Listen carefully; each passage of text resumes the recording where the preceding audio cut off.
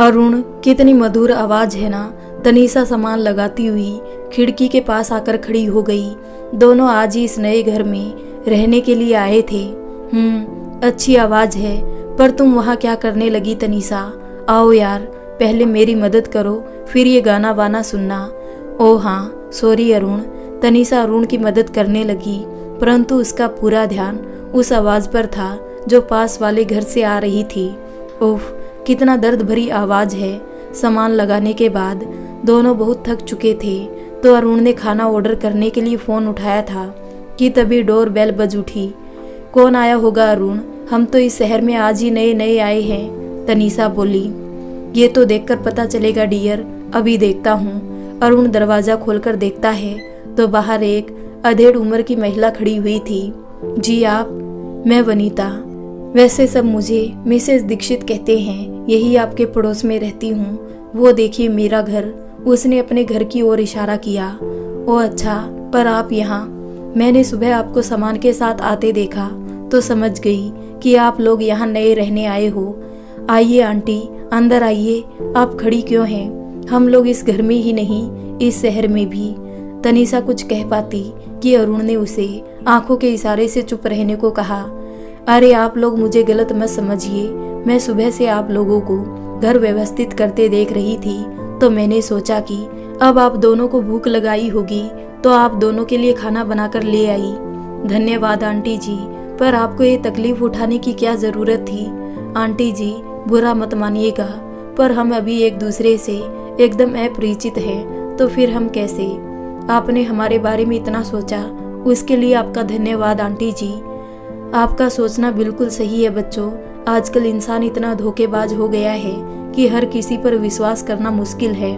पर बच्चों, अब हम तो पड़ोसी बन गए हैं, इस नाते एक दूसरे की मदद करना तो हमारा फर्ज है। तो मैंने सोचा क्यों ना आज नए पड़ोसियों के साथ दोपहर का खाना खाया जाए। अरे आपने अभी तक खाना नहीं खाया, आप क्यों हमारे लिए भूखी बैठी है? तनीषा बोली। तुम दोनों को देखकर मुझे मेरे बच्चों की याद आ गई थी, इसलिए। वैसे तुम्हारा नाम क्या है? नमस्ते मिसेस दीक्षित। आवाज सुनकर सभी बाहर देखने लगे। मिसेस दीक्षित, आपका मिक्सर ग्राइंडर मिलेगा क्या? घर में मेहमान बैठे हुए हैं, हमारा मिक्सर बिगड़ गया। हाँ क्यों नहीं, ये लीजिए चाबी, आप जाकर ले लीजिए। और हाँ, चाबी मुझे वापस दे जाना मीना जी, उन्होंने चाबी फेंकते हुए कहा। आंटी, आपने अपने घर की चाबी ऐसे? अरे हमारे पड़ोसी है, चोर नहीं। मुझे यहाँ देखकर पेट में दर्द हो रहा है और कुछ नहीं। उन्हें हंसते देख अरुण और तनीषा अचंभित रह गए। अब खाना खाएं, ठंडा हो रहा है। जी आंटी आइए। तनीषा ने डाइनिंग टेबल पर खाना लगा दिया और वो खाना खाते खाते मिसेस दीक्षित जी से उनके बच्चों के बारे में पूछने लगी। आंटी, आप अकेली रहती है, आपके बच्चे साथ नहीं रहते? खाना खाते एक क्षण के लिए रुकी और फिर चुपचाप खाना खाने लगी तो तनीषा अरुण की ओर देखने लगी। अरुण ने उसे चुप रहने का इशारा किया और खाना खाने लगा। आंटी जी, खाना बहुत ही टेस्टी बना था। सच में आंटी जी, हम दोनों को बहुत दिनों बाद घर जैसे खाने का स्वाद मिला। अरुण बोला। Thank you so much. हम दोनों दिन भर ऑफिस में काम करके इतना थक जाते थे कि शाम को फिर कुछ करने की हिम्मत नहीं होती थी, इसलिए कुछ भी उल्टा सीधा बनाकर खा लेते या फिर बाहर से खाकर आ जाते थे। आजकल के सभी बच्चों का यही हाल है, इसलिए उन्हें अकेला रहना ज़्यादा पसंद आता है। कोई ज़रूरत हो तो बेझिझक घर चले आना। चलती हूँ। मुस्कुराती हुई मिसेस दीक्षित चली गई। तुम्हें कुछ समझ आया तनीषा? अरुण बोला। क्या अरुण? दरवाज़ा बंद करती हुई तनीषा ने पूछा। तनीषा, आंटी के बच्चे हैं, ये तो उन्होंने बता दिया, पर बच्चे साथ रहते हैं या अलग? उस सवाल पर आंटी ने कोई रिएक्ट नहीं किया। सही कहा अरुण, खैर छोड़ो, अब हमें यहीं रहना है तो सच भी पता चल ही जाएगा। चलो थोड़ा आराम कर ले, फिर शाम को बाहर जाकर आते हैं। मुझे रसोई के लिए कुछ शॉपिंग करनी है। मिसेस दीक्षित घर पहुंचकर निठाल होकर बिस्तर पर गिर पड़ी और आंखों में नमी तैरने लगी। मेरे बच्चे, ये तो सिर्फ मेरे मन का वहम है, उनके लिए तो मैं सिर्फ एक बोझ हूँ, एक ऐसा बोझ जिसे अपने लिए महीने का खर्चा मांगने के लिए हर बार जली कटी सुननी पड़ती है। आप मुझे क्यों अकेला छोड़ गए मिस्टर दीक्षित?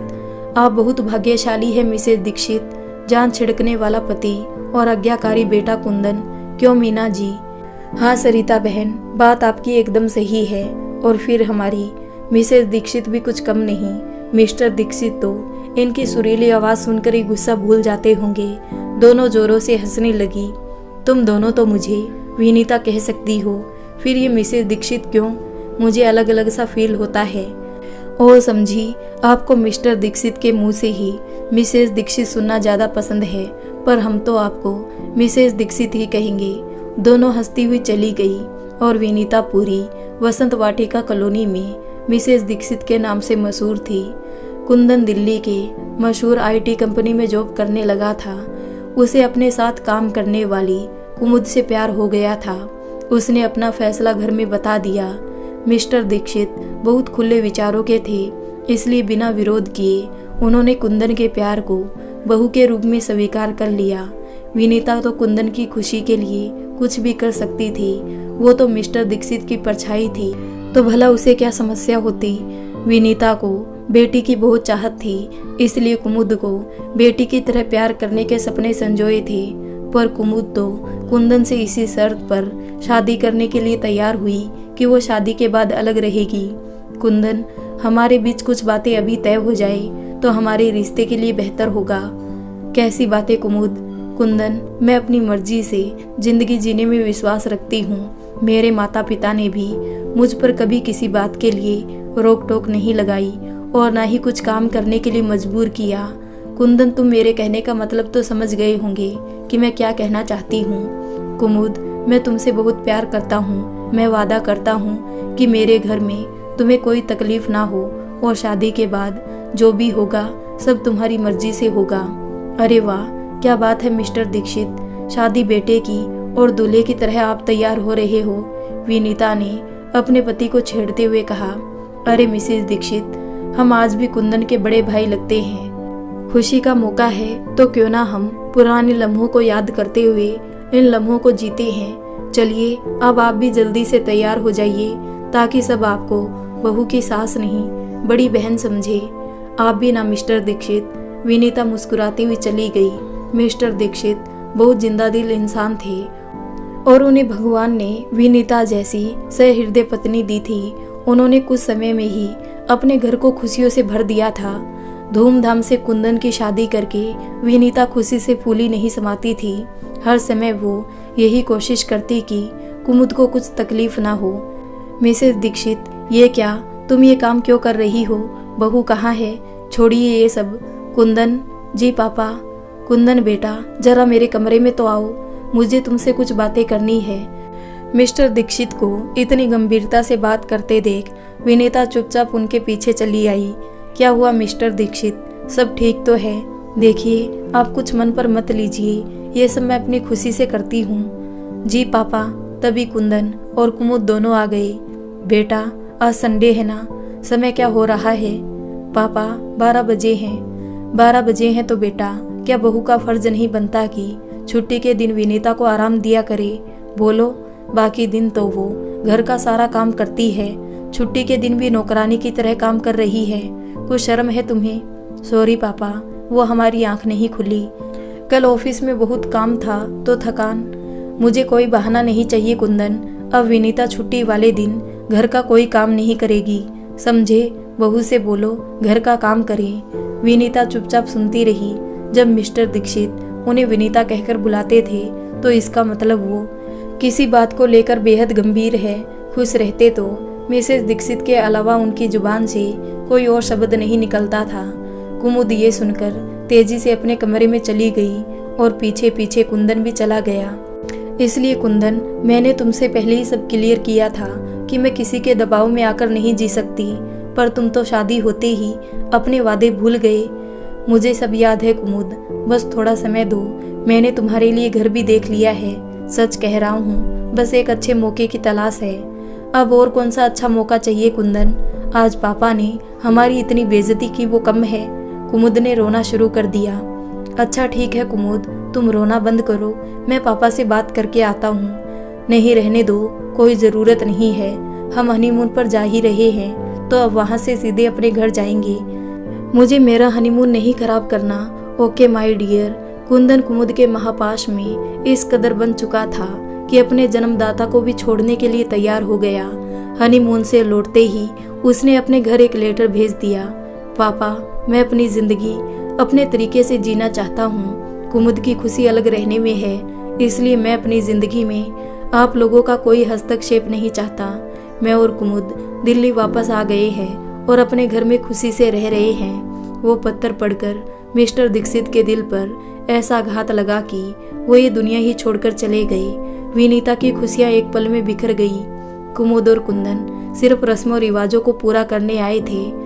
तो कुंदन, अब तो वापस आ जाओ बेटा, मैं कैसे अकेली रहूंगी। मैं सारे काम करने को तैयार हूँ, पर तुम्हारे बिना। नहीं माँ, बहुत मुश्किल है। कुमुद की खुशी अलग रहने में है, तो मुझे उसकी खुशी का ख्याल रखना है। आपको किसी चीज़ की कोई कमी हो तो फ़ोन कर देना, पैसे भेज देंगे, कहकर दोनों चले गए। पैसे?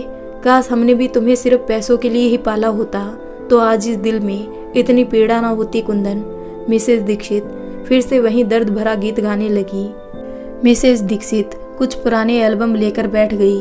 मिस्टर दीक्षित के साथ कुंदन की बचपन की तस्वीर देखकर उनकी आंखें नम हो गई। मिस्टर दीक्षित को गुजरे 2 साल हो गए थे और इन 2 सालों में कुंदन एक बार भी उनसे मिलने नहीं आया। कोई ज़रूरत पड़ने पर फ़ोन करती तो बुरी तरह से झल्लाने लगता। कुंदन, तुम्हारे जाने की वजह क्या थी? मैं आज तक नहीं समझ पाई। मिस्टर दीक्षित ने तो कुछ भी ऐसा नहीं कहा था कि जाना मजबूरी बन जाए। काश जाने से पहले एक बार तो कुछ कहा होता। पिता की कही बातों का ऐसा बदला दिया कि तुम्हारे एक गलत फैसले ने मुझसे मेरा पति छीन लिया। एल्बम बंद कर विनीता ने गहरी सांस ली, आंखें बंद कर ली। आज तनीषा और अरुण को देखकर उन्हें कुंदन से मिलने की तीव्र इच्छा होने लगी। एक बार मन हुआ कि कुंदन को फोन करे, पर दूसरे ही पल कुमुद के कटु वचन याद आ गए। मोम जी, आपसे कहा ना, हमें यूँ बार बार फोन करके डिस्टर्ब मत किया करो। आपको पैसे से मतलब है ना, तो हर महीने कुंदन भेज तो देते हैं, फिर भी आपका मन नहीं भरता। कुमुद बेटा, पहले मेरी बात तो सुनो। मुझे कुछ नहीं सुनना मोम जी, जो भी कहना है अपने बेटे से कहो। ये लो कुंदन, अपनी मोम से बात करो, ये हमें कहीं भी चैन से नहीं रहने देगी। कुमुद कुंदन को फोन पकड़ाकर चली गई। हेलो माँ, बोलो क्या चाहिए? बेटा, ऐसे क्यों बोल रहे हो? क्या कुछ ज़रूरत हो तभी तुमसे बात करूं? क्या मैं तुम्हें इतनी बोझ लगती हूँ जो अपने बेटे बहू से बात भी नहीं कर सकती? बोलो कुंदन। अब माँ, ये फालतू का रोना शुरू मत कर देना प्लीज़। मैं इन बातों से बहुत तंग आ गया हूँ। आप काम बोलो, क्या चाहिए? मुझे मेरा लाडला बेटा वापस चाहिए। बोलो, दे सकते हो? कुंदन, क्या तुम्हें अपनी माँ पर जरा भी तरस नहीं आता? लौट आओ बच्चे, मुझे भी मेरे पोते को गोद में खिलाने का बेहद मन है। कैसा है वो? आप अभी तक फ़ोन में उलझे हुए हैं, संस्कार को संभालिए, मैं नहाने जा रही हूँ। कुमुद झल्लाने लगी तो कुंदन ने फ़ोन रख दिया। ठीक है माँ, देखता हूँ, किसी दिन समय मिला तो मिलने आऊँगा। अभी फ़ोन रखता हूँ। कुंदन, सुनो तो मैं आ जाऊँ मिलने? नहीं माँ, मैंने कहा तो मैं आता हूँ किसी दिन। कुंदन ने फ़ोन काट दिया तो विनीता की आंखों में नमी तैरने लगी। पोते का जन्म हुआ तो कुंदन ने खुशी के कारण विनीता को फ़ोन करके ये खुशखबरी दी थी। विनीता भी अपनी भावनाओं पर काबू ना कर पाई और तुरंत ही अस्पताल पहुंच गई। कुमुद के माता पिता वहां पहले से मौजूद थे। ये देख मिसेस दीक्षित को थोड़ा खराब लगा, पर वो इस बात से खुश थी कि उनके बेटे ने उन्हें बुलाया। माँ, आप? कुंदन ने झुककर पैर छुए तो सब भूलकर विनीता ने गले लगा लिया। क्यों नहीं आना चाहिए मुझे? मैं तो मेरे पोते को देखने आई हूँ। कुमुद की माँ बच्चे को पहले से ही गोद में लिए हुई थी। लाइए बहन, मेरी गोद में भी दीजिए मेरे कुंदन के अंश को। मिसेस दीक्षित पोते को लेने आगे बढ़ी। अभी तो ये सो गया है मिसेस दीक्षित, जब जागेगा तो आप गोद में ले लीजिए, उन्होंने उसे झूले में लिटाते हुए कहा।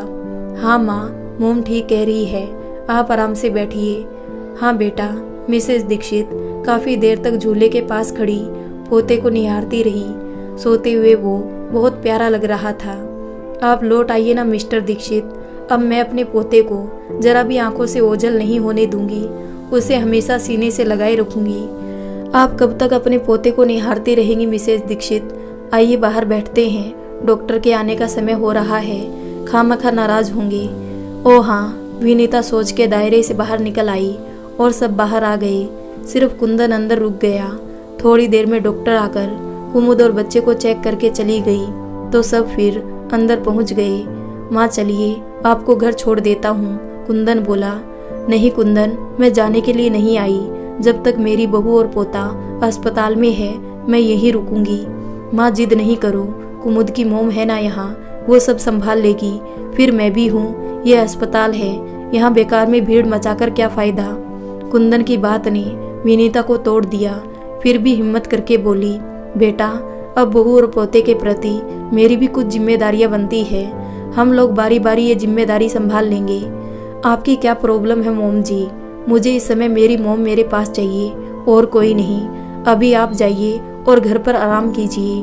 कुमुद की बातें सुनकर विनीता अपना बैग उठाकर चलने लगी तो माँ मैं घर छोड़ देता हूँ। वो तो तुमने बहुत पहले छोड़ दिया कुंदन, आज माँ को भी छोड़ दिया। खैर तुम यहीं रुको कुमुद के पास, मैं चली जाऊंगी।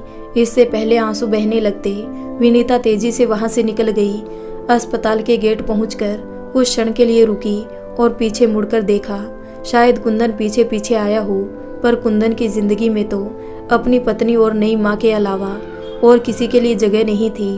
तभी दरवाजे पर दस्तक से विनीता विचारों से बाहर निकल आई। घड़ी की ओर देखा, ओ शाम हो गई, कौन आया होगा देखती हूँ। अरे मीना जी, आप, हो गया मिक्सर का काम? इतनी भी क्या जल्दी थी? आपका ठीक होकर आ जाता तब रिटर्न कर देती।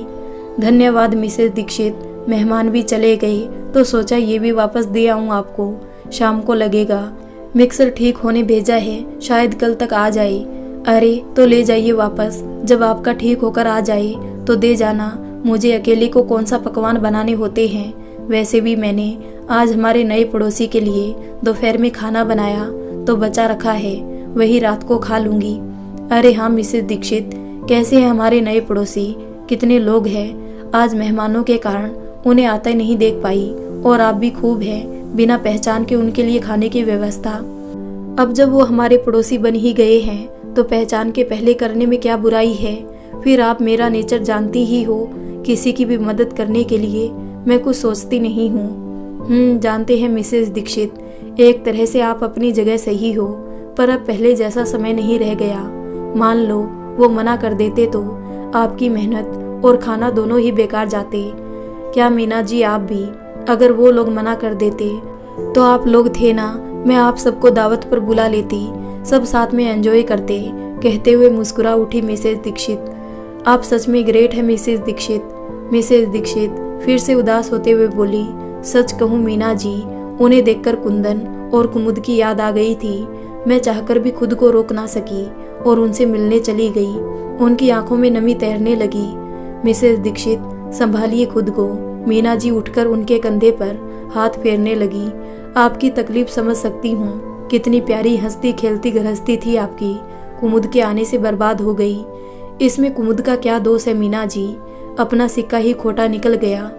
कुंदन ने मुझे और कुमुद को एक दूसरे को समझने का मौका ही नहीं दिया। ये जो गलतफहमी बनी है इसका कारण कुंदन है। यही तो आपकी महानता है मिसेस दीक्षित। आपकी बहू ने आपका सुख छीन लिया और आप है कि अपने बेटे को दोषी समझती हो। मीना जी, कुंदन 17 साल तक संयुक्त परिवार में बड़ा हुआ है। उसे परिवार की अहमियत सिखाई है मैंने। अपने दादा दादी चाचा चाची के साथ हंसते खेलते बड़ा होने के बावजूद कुमुद के फैसले को सही मान बैठा। अच्छा है कि आज उसके दादा दादी इस दुनिया में नहीं है। कोई फोन आया कुंदन का। आपसे कितनी बार कहा हमें उसका नंबर दो, एक बार उससे बात तो करे। सास ससुर को साथ रख सकता है तो माँ को क्यों नहीं? अरे मीना जी, मैं अपनी जिंदगी में बहुत खुश हूँ। आप क्यों परेशान होती है? सुख दुख तो जीवन का हिस्सा है। अभी तक सुख जीती आई थी, अब थोड़ा दुख का पहलू भी जी लूं। विनीता मुस्कुराते हुए बोली, आप जैसी महिला नहीं देखी मिसेस दीक्षित। हर बात में कोई ना कोई सकारात्मक बात ढूंढ लेती है ना आप। मैं कभी भी आपके जैसा नहीं सोच पाती। अच्छा चलती हूँ, आपको अभी नहीं चाहिए तो ये मिक्सर ले जाती हूँ। ठीक है ले जाओ, अब मैं भी संध्या वंदन कर लेती हूँ। विनीता दरवाजा बंद कर पूजा अर्चना में व्यस्त हो भजन गाने लगी। भजन गुनगुनाते हुए मिसेस दीक्षित तुलसी पर दीपक रखने आई तो देखा बाहर तनीषा खड़ी हुई थी। अरे आप बाहर क्यों खड़ी हो, अंदर आओ। पहले तो आंटी जी आप मुझे आप कहना छोड़िए, मैं तो आपकी बेटी जैसी हूँ, तुम कहोगी तो अपनापन महसूस होगा, कहते हुए तनीषा मुस्कुराई। ओके बाबा, अब अंदर तो आओ। नहीं आंटी, फिर कभी, आप बहुत सुंदर गाती हो, किसी दिन फुर्सत से पूरा दिन आपके साथ बिताऊंगी। अभी तो मैं आपको इनवाइट करने आई थी। किस लिए बेटा? आंटी, दोपहर का खाना आपकी तरफ से था, अरुण चाहते हैं आज शाम को भी हम लोग साथ में खाना खाएं। प्लीज मना मत करना आंटी, आप आओगी तो हमें बहुत अच्छा लगेगा। तनीषा ने इतने प्यार से कहा तो विनीता मना नहीं कर पाई। ओके, आती हूँ। तनीषा के जाने के बाद विनीता घर के छोटे मोटे काम निपटाने लगी। घड़ी देखा तो अरे अभी तो शाम के 7:30 ही हुए हैं, चलो थोड़ी देर बाहर टहल आती हूँ। विनीता ने घर को ताला लगाया और कॉलोनी के पार्क में जाकर बैठ गई। अरे मिसेस दीक्षित, आज आप लेट हो गई, अब तो मेरे वापस जाने का समय हो गया। सरिता विनीता को देखकर बोली। हाँ सरिता जी, कुछ सोच विचार में बैठी थी ना, न जाने कब आंख लग गई। फिर उठकर संध्या वंदन कर छोटे छोटे काम निपटाए। समय था तो सोचा थोड़ा टहल लिया जाए। ओह अच्छा मिसेस दीक्षित, आज मैं, शर्मा जी, विनय और बहू घूमने गए थे। वहाँ एक मॉल में कुंदन से मेरी मुलाकात हो गई। अच्छा, कैसा है वो? अकेला था कि कुमुद और संस्कार भी साथ थे? अब तो बड़ा हो गया होगा ना। बोलिए सरिता जी, कुंदन ने आपसे बात की, कुछ पूछा? आप भी ना मिसेस दीक्षित, क्यों झूठी आस लगाए रहती है। उसने सिर्फ हमसे नमस्ते की और अपनी फैमिली मतलब सास ससुर बेटे और कुमुद के साथ आगे बढ़ गया। ये सुनकर विनीता की रही सही आशा भी धूमिल हो गई। मुझे कुछ काम याद आ गया सरिता जी, मैं चलती हूँ। सॉरी मिसेस दीक्षित, मेरी बातों से आपका दिल दुखी हो गया। मैंने सोचा था नहीं बताऊंगी, पर फिर दिल ने कहा जो सच है सबके सामने है, उसे छुपाने से क्या फायदा। अरे इसमें सॉरी कहने की कोई बात नहीं है, अब तो इन सब बातों की आदत सी हो गई सरिता जी। मिसेस दीक्षित, आजकल माँ बाप बच्चों की जिंदगी में दखल नहीं देते, इसलिए बच्चों को जो अच्छा लगता है वो वही करते हैं। अब हमारा जमाना बीत चुका है। सही कहा आपने, अब हमारा समय चला गया। हम लोग भरे पूरे परिवार में पले बढ़े और भरे पूरे परिवार में ब्याह हो गए तो परिवार, रिश्ते नाते, इन सब की अहमियत समझ आती है। अब बच्चे अकेले बड़े हो रहे हैं तो अकेलापन अच्छा लगता है। सच बताऊं मिसेस दीक्षित, मेरा भी मन डर गया जब से कुंदन ने आपको छोड़ा। एक ही बेटा है मेरा, कहीं वो भी, इसलिए जो मन में आए करो। दोनों नौकरी करते हैं तो शर्मा जी ने काम के लिए एक परमानेंट नौकर रख लिया है। अच्छा किया, अकेला जीना कितना मुश्किल है मैं ही जानती हूँ। पहले सास ससुर चले गए, फिर परिवार को साथ लेकर देवर विदेश चला गया। कुंदन ने जो किया उसके कारण मिस्टर दीक्षित धोखा दे गए। अब तो बस जिंदगी गुजर रही। चलती हूँ। 8 बज चुके थे। वो सीधे तनीषा के यहाँ आ गई। मैं जल्दी तो नहीं आ गई? अरे नहीं आंटी, आइए बैठिए, हम तो आप ही का इंतजार कर रहे थे। तनीषा हंसकर बोली। जी आंटी, तनीषा सही कह रही है। अरुण पास में बैठता हुआ बोला। तुम लोग इससे पहले कहाँ रहते थे? मिसेस दीक्षित ने बातों का सिलसिला शुरू किया। आंटी, हम लोग बेंगलोर में जॉब करते थे। अभी 1 साल पहले ही हमारी शादी हुई है। हमारी फैमिली लखनऊ में रहती है। अरुण को यहाँ एक बड़ी कंपनी में जॉब ऑफर आया। ऑफर बहुत अच्छा था तो हमने एक्सेप्ट कर लिया।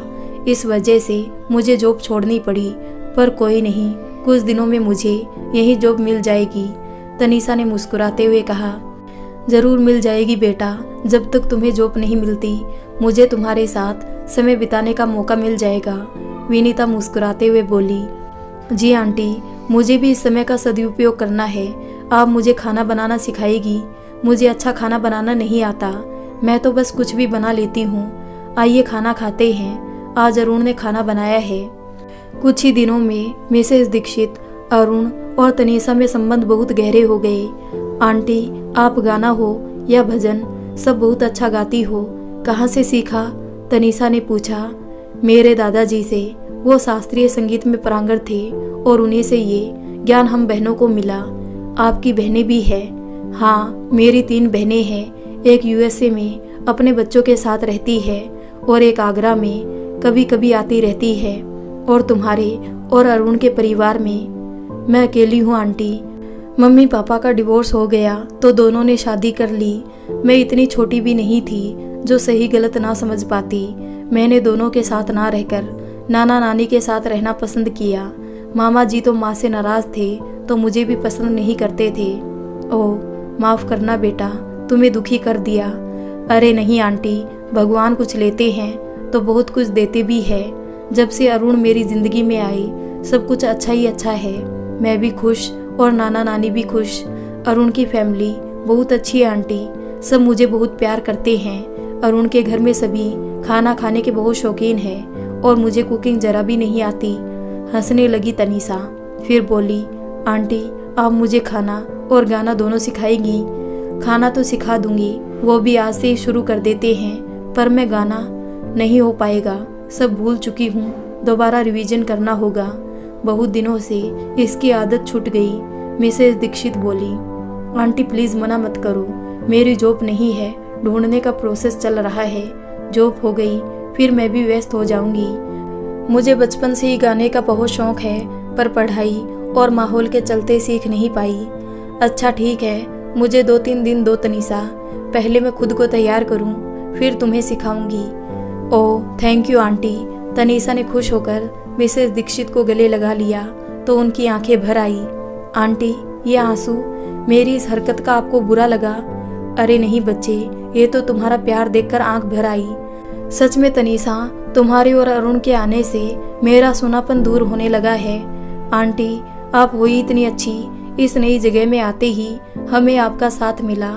मैं तो यही सोचती थी कि अरुण तो ऑफिस चला जाएगा, फिर मैं अकेली क्या करूँगी। थैंक गॉड की यहाँ मुझे आप मिल गई। आंटी हम घूमने चले, अरुण तो शाम को आएंगे, तो क्यों ना दिल्ली की सैर की जाए। कहाँ जाने की बात हो रही है? मीना जी अंदर आते हुए बोली। अरे मीना आंटी आप, चलो अच्छा है आप भी आ गई।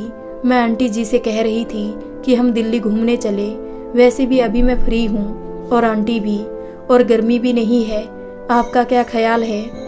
मिसेस दीक्षित बात सही कह रही है तनीषा, चलो मैं भी चलती हूँ। आज सिन्हा जी भी मुंबई गए हैं, 2 दिन बाद आएंगे और बच्चे तो रात तक आते हैं। वाह ये तो सोने पे सुहागा हो गया। तनीषा खुश होकर बोली। सब साथ घूमने निकल गए। आज पूरे 2 साल बाद विनीता इस तरह घूमने निकली। कभी कभार बस जरूरी चीज़ के लिए ही बाहर निकलती थी। शाम को वापस आने पर थकान जरूर महसूस हो रही थी, पर मन बहुत हल्का हो गया था। कड़वी बातों का बोझ कुछ पल के लिए ही सही पर दूर हुआ तो एक ऊर्जा सी महसूस होने लगी थी। ऐसे ही दिन निकलने लगे। तनीषा के आ जाने से विनीता की व्यस्तता बढ़ने लगी। उन्होंने उसे संगीत सिखाना शुरू कर दिया। तनीषा अपने मधुर व्यवहार से सबके दिल में जगह बना रही थी। वो हर किसी से कुछ ना कुछ सीखने की कोशिश करती रहती थी। आंटी जल्दी मैं भी जॉब पर जाने लगूंगी, फिर ये सारी मस्ती बहुत मिस करूंगी। बेंगलोर में तो जहाँ रहते थे वहाँ सब ज़रूरत पर ही बात करते थे, वैसे कोई किसी से बात नहीं करता था। मैं भी खालीपन महसूस करूंगी। अभी तक तो तुमने मुझे इतना व्यस्त रखा कि कुछ सोचने का समय ही नहीं मिला। मिसेस दीक्षित उदास होने लगी। तनीषा का ऑफर लेटर आ गया था।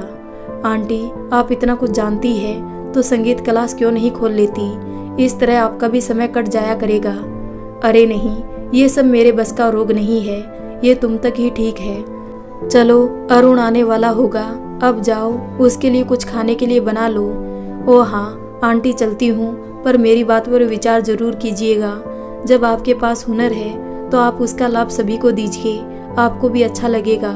तनीषा के जाने के बाद विनीता सोच विचार में पड़ गई। तनीषा कह तो सही रही है, पर कोई सीखने के लिए आएगा। वैसे भी अकेले दिन काटे नहीं कटते, ऊपर से छोटी छोटी ज़रूरतों के लिए कुंदन और कुमुद की बातें सुननी पड़ती है।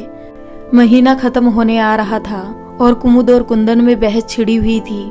कुमुद कब तक घर बैठोगी, अब तो नौकरी ज्वाइन करो यार, मैं अकेला कमाने वाला और इतने सारे लोग से क्या मतलब है तुम्हारा?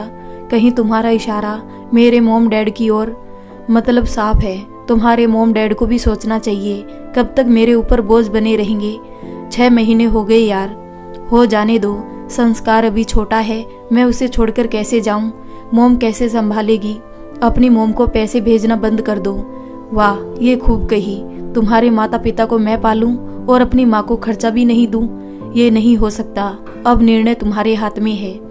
कुंदन नाराज ना हो, कुमुद हमारी इकलौती बेटी है, बस यही मोह हमें यहाँ रोके रहता है। अब तो संस्कार से इतना मोह हो गया कि उससे दूर होने की सोच भी नहीं सकते। पर तुम्हें हमसे प्रॉब्लम है तो हम आज ही तुम्हारे घर से चले जाते हैं। कुंदन, मेरे मॉम डैड कहीं नहीं जाएंगे, वो यहीं मेरे पास रहेंगे। तुम्हें घर में बैठने से प्रॉब्लम है तो मैं सोमवार से ऑफिस जाना शुरू कर देती हूँ। अब खुश? कुंदन कुछ नहीं बोला और उठकर घर से बाहर निकल गया। मॉम, लगता है इस बार कुंदन की मॉम ने कुछ ज़्यादा पैसे मांग दिए हैं, इसलिए इतना परेशान है, नहीं तो कुंदन मुझसे इस तरह से नहीं बोलते। कुंदन वहाँ से निकलकर सीधे अपने बचपन के दोस्त विशाल के पास चला गया। कैसे हो विशाल? मैं तो ठीक हूँ, पर तुम आज इतने बुझे बुझे से क्यों हो? कुछ परेशानी? अब तुमसे तो कुछ नहीं छुपा है विशाल। कुमुद के मॉम डैड अपने बेटों को छोड़ मेरे साथ रहते हैं। ठीक है रहो, पर ये क्या, आज ये चाहिए, ये ऐसा वो वैसा। मैंने वही किया जो कुमुद ने चाहा। उसने कहा मेरे माँ पापा के साथ नहीं रहेगी तो मैंने उसकी ये जिद भी मान ली। यही तो गलती की तूने कुंदन, और तेरी इसी गलती की सजा आंटी जी भुगत रही है। एक बात बता, क्या तुझे उनसे मिलने और उनके साथ रहने का मन नहीं करता? बहुत करता है यार, पर वो अकेली है तो अपनी मर्जी की मालिक है। मैं माँ को साथ रखकर उन्हें किसी का नौकर नहीं बना सकता। मैं उनकी और समाज की नज़र में बुरा बेटा हूँ तो ठीक है। आज जो हालात है उसमें गलती तो मेरी रही। कुमुद ने तो शादी से पहले ही सब क्लियर कर दिया था। तुम भाभी को समझा सकते थे। बहुत कोशिश की थी पर उसने वापस उस घर में आने को मना कर दिया था। ये बाद में पता चला कि ये सब उसके माता पिता की इच्छा से हुआ है। वो कुमुद के मन में शादी से पहले ही ये सब भर चुके थे। मैं माँ का जिक्र छेड़ दूं तो घर में क्लेश शुरू हो जाता है। कुमुद की मम्मी की अपनी बहुओं से जरा भी नहीं पटती है। 3 बेटे होते हुए भी दोनों महीने में 20 दिन यहाँ रहते तो 10 दिन अपने बेटों के पास रहने चले जाते हैं। संस्कार के जन्म के बाद तो वो भी बंद कर दिया। कुंदन, ये हालात तो तूने ही बनाए हैं, पर कब तक तू कुमुद भाभी के कहे अनुसार चलेगा? समय के अनुसार बदलना सीख। जब वो अपने माता पिता को साथ रख सकती है तो तू भी अपनी माँ के पास रह सकता है। विशाल की बातें सुनकर कुंदन खामोश हो गया। क्या सोचने लगा? विशाल, शायद तुम ठीक कह रहे हो। पहले तो मैंने कभी इस विषय में नहीं सोचा, पर अब बहुत परेशान हो गया हूँ। मैंने कुमुद की खुशी के लिए सब कुछ किया, पर उसने कभी भी मेरी खुशी की परवाह नहीं की। अब मुझे अपनी गलती महसूस होती है। आंटी से कब से नहीं मिले, 6 महीने हो गए।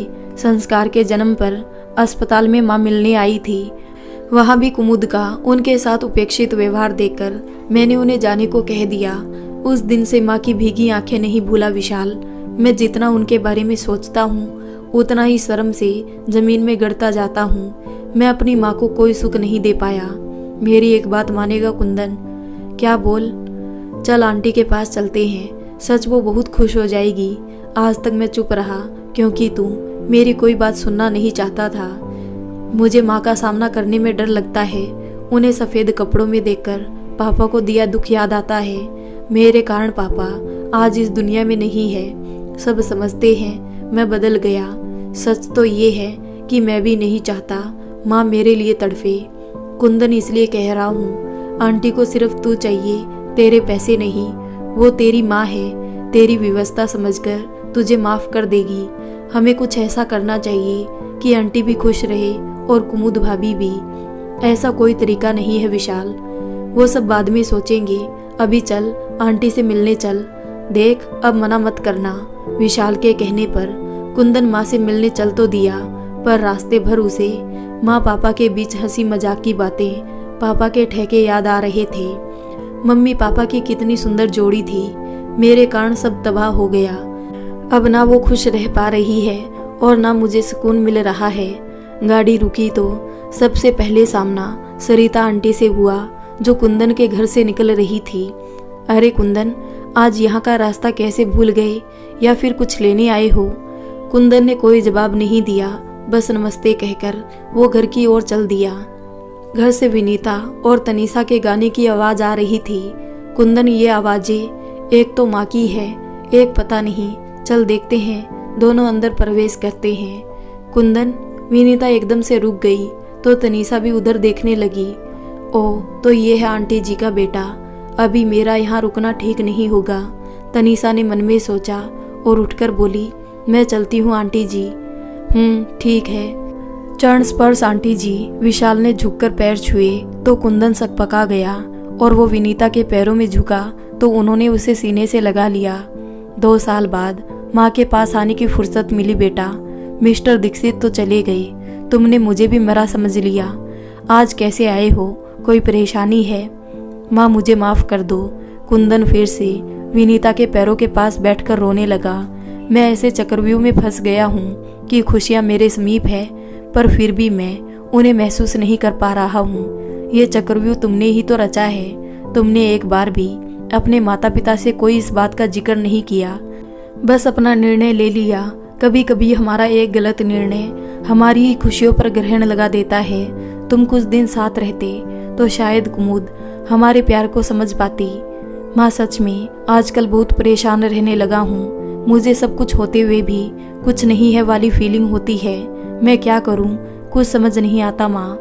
कुछ नहीं करो, जैसा चल रहा है चलने दो कुंदन। पति पत्नी के रिश्ते बहुत नाजुक डोर से बंधे हुए होते हैं। मैं नहीं चाहती कि तुम कुछ ऐसा करो कि तुम्हारे लिए परेशानी खड़ी हो। कुमुद भी एक दिन सब समझ जाएगी। बस उसे धीरे धीरे जिम्मेदारियों का एहसास कराओ, समझे? जी माँ, आपसे बात करके मन हल्का हो गया। अब थोड़ा अच्छा लगने लगा है। माँ, ये जो अपने घर में थी कौन है और वो आपके साथ गाना क्यों गा रही थी?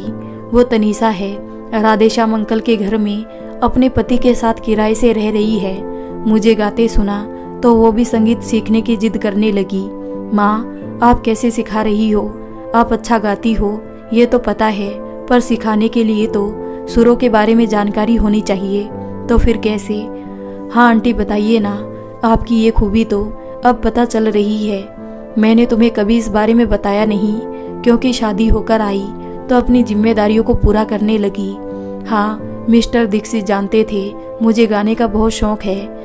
ये हुनर मुझे दादाजी से मिला। दादाजी त्रिलोकीनाथ शास्त्रीय संगीत की दुनिया में बहुत मशहूर थे। कई लोग उनके पास शिक्षा ग्रहण करने आते तो साथ में मैं भी सीखा करती थी। बस इसलिए थोड़ी बहुत जानकारी है। माँ, आप तो कमाल हो, इतनी बड़ी बात छुपाई बैठी हो। माँ एक काम करो, आप पहले कुछ दिन क्लास लगा लो, फिर जो भी छूटा है उसकी जानकारी हो जाएगी तो आप क्लास खोल सकती हो। अरे नहीं, अब मुझसे ये सब नहीं होगा। तनीषा भी यही बात लेकर पीछे पड़ी है। अब ये कोई उम्र है? विनीता मुस्कुराती हुई बोली। आज बहुत दिनों बाद चेहरे की रौनक लौट आई थी। आंटी, उम्र वाली बात कहाँ से आ गई? मेरे ख्याल से अभी आप 50 के आसपास होगी। पहले के समय में जल्दी शादी हो जाती थी और फिर सीखने सिखाने में उम्र कब बाधा बनी है? माँ, मुझे कुछ नहीं सुनना। अभी तक तो मेरी हिम्मत नहीं होती थी कि कैसे आपका सामना करूं। मैंने आपको बहुत दुख दिए हैं, अब तो आपको भी मेरी परेशानी पता चल गई। आप अपनी ज़िंदगी में आगे बढ़ेंगी तो मुझे अच्छा लगेगा। हो सकता है मैं रोज़ ना आ सकूं, पर जब भी आऊं तो आपको व्यस्त देखूं। ठीक है, जैसा तुम लोग चाहो मैं तैयार हूँ। ये हुई ना बात माँ। विशाल आगे की जिम्मेदारी तुम संभाल लेना भाई। मेरा तो पता ही है तुझे। माँ, अब मैं चलूँ? आते रहना बेटा, हो सके तो कभी कुमुद और संस्कार को भी साथ लेकर आना। माँ सच में आपको कुमुद से कोई शिकायत नहीं? कुंदन आश्चर्य से बोला। नहीं, दोष उसमें नहीं, उसकी परवरिश में है। और हर किसी को नए परिवेश में ढलने के लिए समय चाहिए होता है, जो तुमने कुमुद को नहीं दिया। बस उसकी जिद पूरी कर दी। यही गलती परिवार की खुशियों को खा जाती है। पर अब मैं क्या करूं? कुछ कहता हूं तो उसके मॉम डैड दुखी हो जाते हैं और उस कारण कुमुद भी नाराज होने लगती है। मैंने तुम्हें सबसे प्यार करना सिखाया, 2 साल लगे, पर तुम आखिर मेरे पास लौटे ना। अब तुम्हें भी यही सीख कुमुद और संस्कार को सिखानी है। माँ सच, तुम्हारे दिल में सबके लिए कितना प्यार है। कहाँ चले गए थे कुंदन? कुमुद ने कुंदन को देखते ही सवाल किया। कुछ काम से गया था। क्यों, कोई काम था? नहीं, मॉम डैड बार बार आपके बारे में पूछ रहे थे, बस इसलिए। आपको उनके बारे में ऐसे बात नहीं करनी थी। सॉरी यार। संस्कार सो गया? नहीं, पापा के पास है। जरा कॉफ़ी बना दोगी प्लीज़? अभी लाई। कुमुद कॉफ़ी बनाने चली गई और कुंदन संस्कार के पास चला गया। आजा मेरा बच्चा। संस्कार को लेकर लिविंग रूम में खेलने लगा। नाराज हो कुंदन? दमयंती और भूषण पास आकर बैठते हुए बोले। नहीं मॉम, बस थोड़ा परेशान था। कुमुद भी छुट्टी पर थी तो पूरी सैलरी ना मिलने से बजट गड़बड़ा गया था, बस और कोई बात नहीं। समझ सकते हैं बेटा, हमारी बहुएं अच्छी होती तो हम क्यों यहाँ रहते। बीमारी के कारण तो कुमुद के डैड भी घर बैठ गए हैं। सब ठीक हो जाएगा कुंदन, हम दोनों मिलकर सब संभाल लेंगे। कुमुद बोली। मॉम डैड को बहुएं अच्छी नहीं मिली, इसलिए बेचारे मजबूरी में बेटी के भरोसे रह रहे हैं। यही तो आजकल का सबसे बड़ा रोना बन गया है कुमुद। मॉम डैड बड़े भाग्यशाली हैं जो इनको तुम्हारे जैसी बेटी मिली है। उनके बारे में सोचो, जिनके एक ही बेटा है और बहू के कारण उनसे दूर हो जाता है, वो कैसे जीते होंगे। ये बात तो आपने सच कही दामाद जी। सोचता हूँ काश मेरी भी कोई बहन होती तो मेरी माँ का अच्छे से ध्यान रख रही होती, फिर उन्हें भी आज अकेले नहीं रहना पड़ता। उन्हें भी कहाँ ख्याल रखने वाली बहू मिली। तुम मुझे ताने मार रहे हो कुंदन? अरे नहीं कुमुद, तुम बेकार में गुस्सा हो रही हो। मैं तो सिर्फ तुम्हारी बात का समर्थन कर रहा था यार। तुम तो बहुत अच्छी हो, माँ को खर्चा भेजने को मना नहीं करती और इससे ज्यादा क्या कर सकती है। कुंदन व्यंग से बोला। ओह, मैं समझी मुझे ताना मारा। मेरी इतनी हिम्मत कहाँ। हंसते हुए कुंदन ने कहा, मैं तो बस बहू और बेटी वाली सोच का अंतर बता रहा था। बेटी अपने माता पिता की परवाह करती है, पर बेटे कुछ मजबूर होकर तो कुछ जानबूझकर उनसे दूर हो जाते हैं। शायद दमयंती कुंदन की बात का मतलब समझ गई, इसलिए कुंदन की बात पर चुप्पी साध गई। अच्छा, मुझे नींद आ रही है, good night everyone. Kundan room में जाने लगा तो कुमुद ने टोका, खाना नहीं खाओगे? कुमुद ने पूछा। नहीं, भूख नहीं है। कुंदन माँ के हाथ का खाना खाकर आया था, पर यह बात छुपा गया, अपने कमरे में चला गया। कुमुद बेटा, तुम्हें समझ आया हो या नहीं, पर कुंदन जी तुम्हें ताना मार कर गए हैं कि तुम भी बहू होकर मिसेस दीक्षित के साथ वही कर रही हो जो हमारी बहुएं करती है। अब हम यहाँ नहीं रहेंगे, कल सुबह होते ही अपने घर चले जाएंगे। मॉम, ये आप क्या कह रही हो? डैड समझाइए मॉम को। कुमुद, दमयंती ठीक कह रही है। वैसे भी तुम्हें पता ही है कि तुम्हारी भाभीयों में इतनी हिम्मत कहाँ तुम्हारी माँ को कुछ कह सके। आप लोग कुंदन की बात से नाराज हो?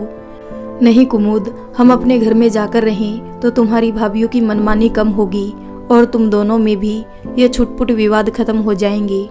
फिर संस्कार वो किसके पास रहेगा? मैं ऑफिस कैसे जाऊंगी? वो सब डिसीजन अब तुम दोनों लेना। कुंदन जी की माँ के पास छोड़ना या डे केयर में, हम अपने बेटों की नहीं सुनते। तुम्हारे प्यार के कारण कुंदन के ताने सहन कर जाते हैं, पर अब बस बेटा, हमें अब जाने दो। हम अब और नहीं रुक सकते। कुंदन जाग रहा था। सास ससुर ने जाने का फैसला कर लिया तो खुशी से नाचने का मन करने लगा, पर बना बनाया खेल बिगड़ ना जाए, चुपचाप सोने का नाटक करता रहा। सुबह तुलसी पर दीपक रखते समय वनीता के मुख पर असीम शांति दिखाई दे रही थी। बेटा पास नहीं, फिर भी उसका प्यार साथ है, इतनी सी बात ने उन्हें मुस्कुराने की वजह दे दी थी। गुड मॉर्निंग आंटी जी, तनीषा ने आवाज लगाई। अरे तनीषा, आज इतनी सुबह सुबह? आंटी, आज से नौकरी शुरू और आराम खत्म। अब रोज इसी समय उठना पड़ेगा। घर के काम के साथ साथ हम दोनों के टिफिन बनाने होंगे। अच्छा आंटी, शाम को मिलते हैं। जरूर बेटा, तुमसे बहुत कुछ शेयर करना है, मैं इंतजार करूंगी। वनीता ने भूली हुई सरगम को सुर देने के लिए एक अच्छी क्लास में एडमिशन ले लिया। ये क्लास विशाल ने पता की थी। 1 महीने में ही फिर से सभी सुर और राग रागनियाँ विनीता जी की पकड़ में आ गए। अब उनके घर से सुर के साथ वीणा की मधुर झनकार भी सुनाई देती थी। वनीता के इस नए सफर के सहायक थे तनीषा, अरुण, विशाल, कुंदन और सरिता जी। मीना जी सभी ने अपने जानकारों में उनकी क्लासेस का प्रचार शुरू कर दिया। कुछ बच्चे सीखने आने लगे थे। मिसेस दीक्षित अब दुखी और मायूस नहीं, बल्कि हमेशा एक ऊर्जा से भरी दिखाई देने लगी। कुंदन अभी साथ नहीं था, पर उसका संयोग उनके लिए एक नया सवेरा ले आया। आंटी, मुझे और अरुण को आपको यूं मुस्कुराते देखकर बहुत अच्छा लगता है। सच कितना हुनर छुपा था आपके अंदर। सबकी खुशियों का ख्याल रखने में आपने कभी खुद को पहचाना नहीं। तनीषा, इसके लिए तो मैं तुम्हारी शुक्रगुजार हूँ। तुम ना होती तो मैं यूं ही घुट घुट कर मरती रहती। तुमने और अरुण ने मेरी जिंदगी में आकर पहले तो मेरा अकेलापन दूर किया, अब मुझे मेरी पहचान याद दिलाई। तुम्हारे शुभ कदम पड़ते ही मेरे बेटे ने अपनी गलती मानकर मुझे गले लगा लिया। आंटी, ये मेरे कारण नहीं बल्कि आपकी अंदर की अच्छाइयों के कारण हुआ है। देखना, जल्दी ही आपकी बहू भी लौट आएगी और आपकी खुशियाँ पूरी हो जाएगी। विनीता को अब छोटी छोटी ज़रूरतों के लिए कुंदन के पैसों की ज़रूरत नहीं थी, तो उसने कुंदन को पैसे भेजने से मना कर दिया। कुमुद ने कुंदन के साथ जॉइंट अकाउंट खुलवा रखा था ताकि पता चलता रहे कब सैलरी आई और कब और कितने विनीता को ट्रांसफ़र हुए। कुंदन, आपने तो 2 महीने से मोम जी को पैसे नहीं भेजे, उनका खर्चा कैसे चल रहा होगा? आपने कुछ सोचा? अरे तुम्हें इससे क्या मतलब? जब तुमने उन्हें छोड़ दिया है तो उनको पैसे भेजने का दिखावा क्यों करना? ये तुम कह रहे हो?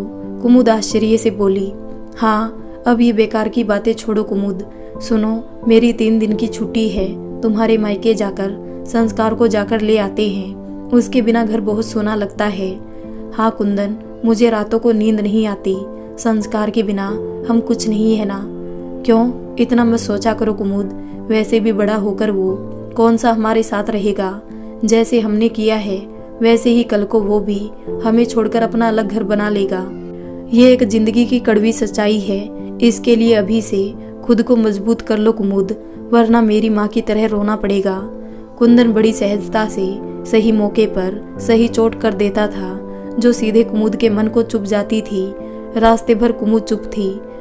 क्या हुआ कुमुद? अरे यार, अभी तो संस्कार सिर्फ 2 साल का है, तुम इतना उदास मत हो। तुम्हारा बेटा भी बहुत छोटा है, इतनी जल्दी अपनी मोम को नहीं छोड़ेगा। और फिर जब उसकी माँ तुम्हारे जैसे प्यार करने वाली हो तब तो बिल्कुल नहीं। कुंदन, मैं जॉब छोड़ दूं, मैं संस्कार को अपने पास रखकर इतना प्यार दूंगी कि वो कभी भी मुझसे दूर होने के बारे में नहीं सोचेगा। सब कहने की बातें हैं कुमुद। मेरी माँ ने मुझे कभी भी किसी बात की कमी नहीं होने दी। वो मेरी एक एक फरमाइश को पूरा करने में लगी रहती। पापा गुस्सा होते तो मेरी ढाल बन जाती, बीमार हो जाता तो आंखों में आंसू लेकर रात रात भर जागती थी। पर मैंने उन्हें छोड़ दिया ना। किसके लिए? सिर्फ तुम्हारे प्यार के लिए। भगवान ना करे संस्कार को ऐसी कोई मजबूरी का सामना करना पड़े।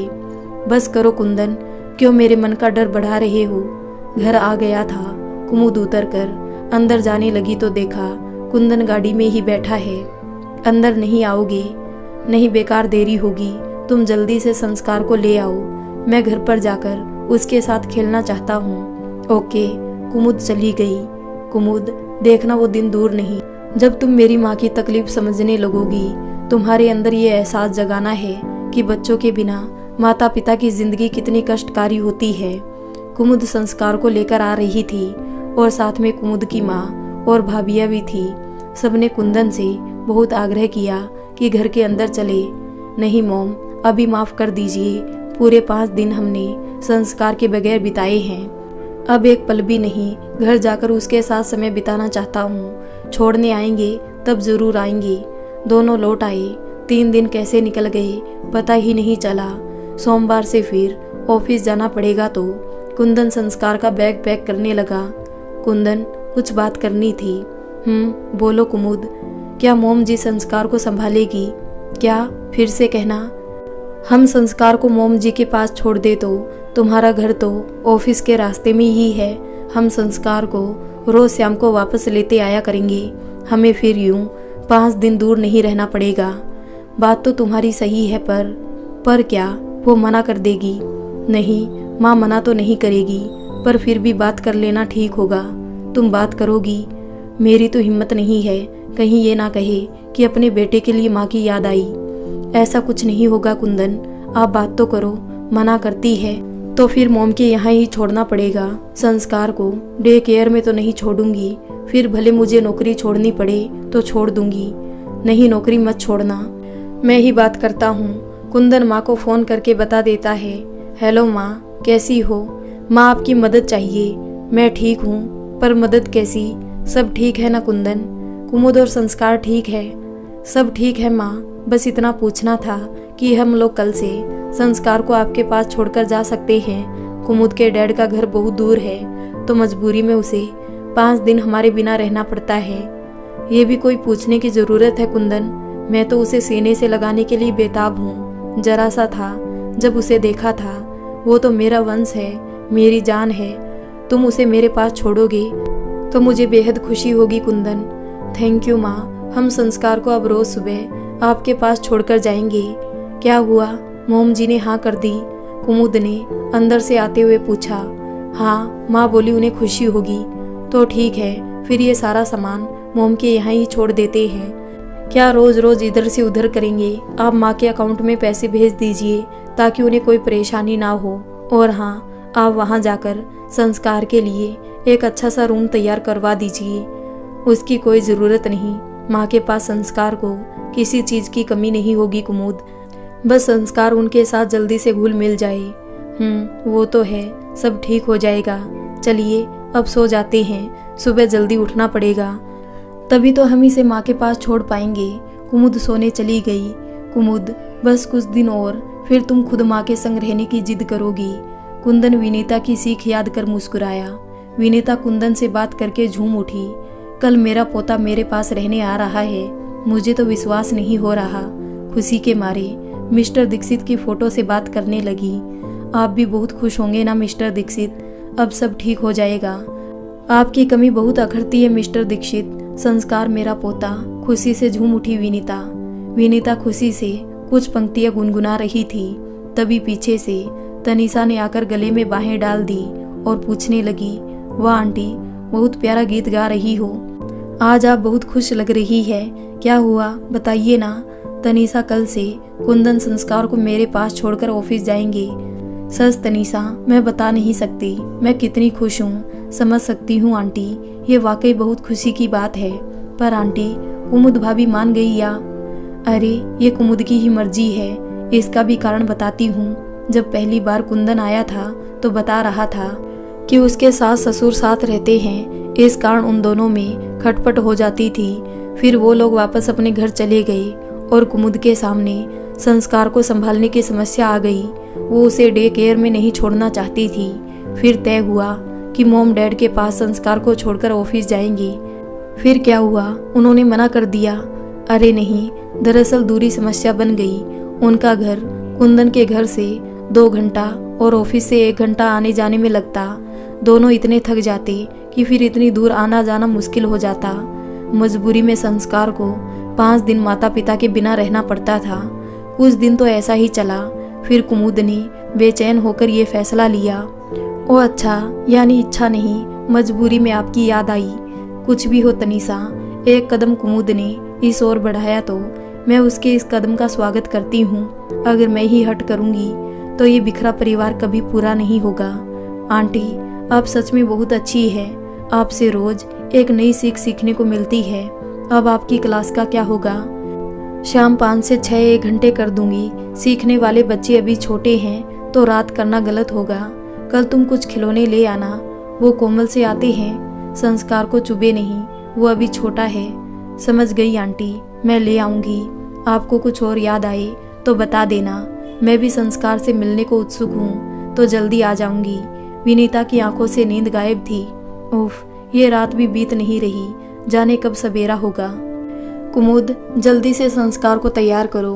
उफ, आज ही आंख देर से खुलनी थी। कुंदन मन ही मन बड़बड़ा रहा था। सब समय से हो गया कुंदन, अब चलिए। संस्कार, आज कहाँ जा रहा है बेटा? कुंदन की बात पर संस्कार तोतली भाषा में बोला, नानू तेघल। नहीं मेरा राजा बेटा, आज अपनी दादी के पास जा रहा है। कुंदन, ये वहाँ रह तो लेगा? क्यों, ऐसे क्यों पूछ रही हो? इसने माँ को कभी देखा नहीं, बस इसलिए। ये बेकार की बातें सोचना छोड़ दो। जिसके घर कोई संभालने वाला नहीं होता वे डे केयर में छोड़ते हैं ना। और फिर 1 साल बाद ये स्कूल जाएगा, तब भी नए लोगों के साथ समय बिताएगा ना। हाँ, तुम सही कह रहे हो। चिंता मत करो कुमुद, माँ तो अपनी है। देखना, हमारे बेटे को झट से अपना बना लेगी। लो, घर भी आ गया, चलो इसे छोड़कर आते हैं। नहीं कुंदन, आप ही ले जाइए, ये रोएगा तो मुझसे देखा नहीं जाएगा। ओके, जैसी तुम्हारी मर्जी, मैं अभी आया। गाड़ी की आवाज़ सुनकर विनीता दौड़ी चली आई। लगता है कुंदन आ गया। लीजिए माँ, इसे संभालिए। संस्कार को सौंपते हुए कुंदन बोला तो संस्कार रोने लगा। विनीता ने तुरंत प्यार भरी मीठी मीठी बातें करके उसे बहलाना शुरू कर दिया और इसी बीच कुंदन वहां से निकल गया। क्या हुआ? कुछ नहीं, थोड़ा रोया पर माँ ने संभाल लिया। Thank God. कुमुद ने राहत की सांस ली। संस्कार के साथ विनीता का दिन कैसे निकल गया पता ही नहीं चला। शाम को संगीत क्लास में भी बच्चों को संगीत सीखते देख कौतूहल से देखता रहा। संस्कार को 1-2 दिन में ही विनीता से अपनापन महसूस होने लगा। अब तो उसे दादी के पास जाने की जल्दी होने लगी। चलो ना मम्मा दादी के पास, देर हो रही है। कुंदन देखो इसे, नानी के पास जाने की कभी जिद नहीं करता था।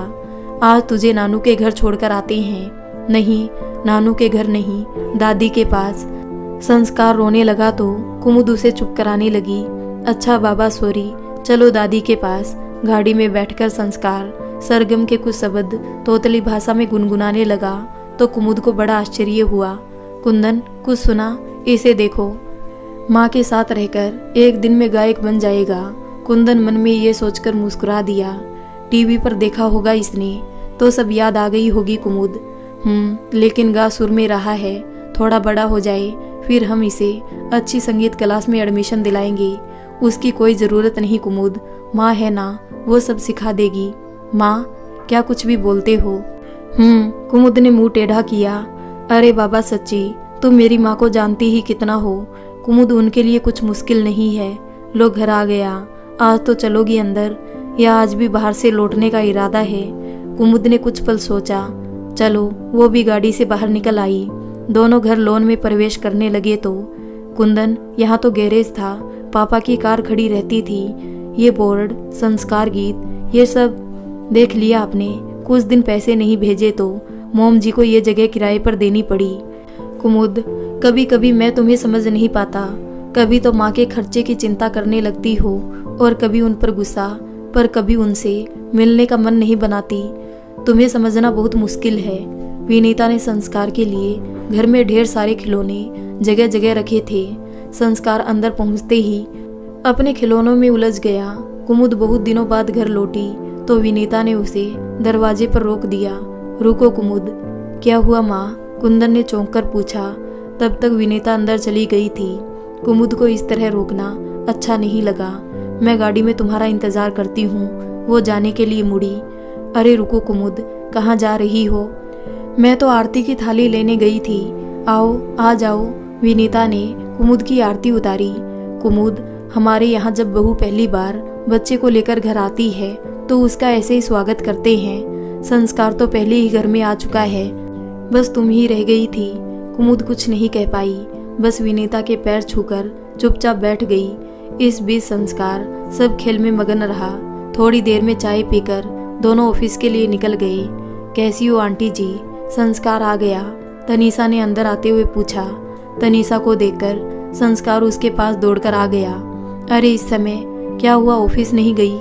वो आंटी, कुछ तबीयत ठीक नहीं थी। अरुण भी नहीं गए, हम डॉक्टर के पास जाने वाले हैं। क्यों, क्या हुआ? तनीषा के माथे को छूकर देखते हुए विनीता ने पूछा। क्या हुआ होगा मिसेस दीक्षित, कोई खुशखबरी ही होगी। क्यों तनीषा? मीना जी ने अंदर आते हुए कहा। मीना जी सबके ऑफिस जाने के बाद घर में अकेली रहती तो वो भी अक्सर विनीता के पास समय व्यतीत करने आ जाती थी। मीना जी की बात सुनकर तनीषा शर्मा गई। तनीषा? विनीता ने तनीषा की ओर देखा तो उसने हाँ में गर्दन हिलाई।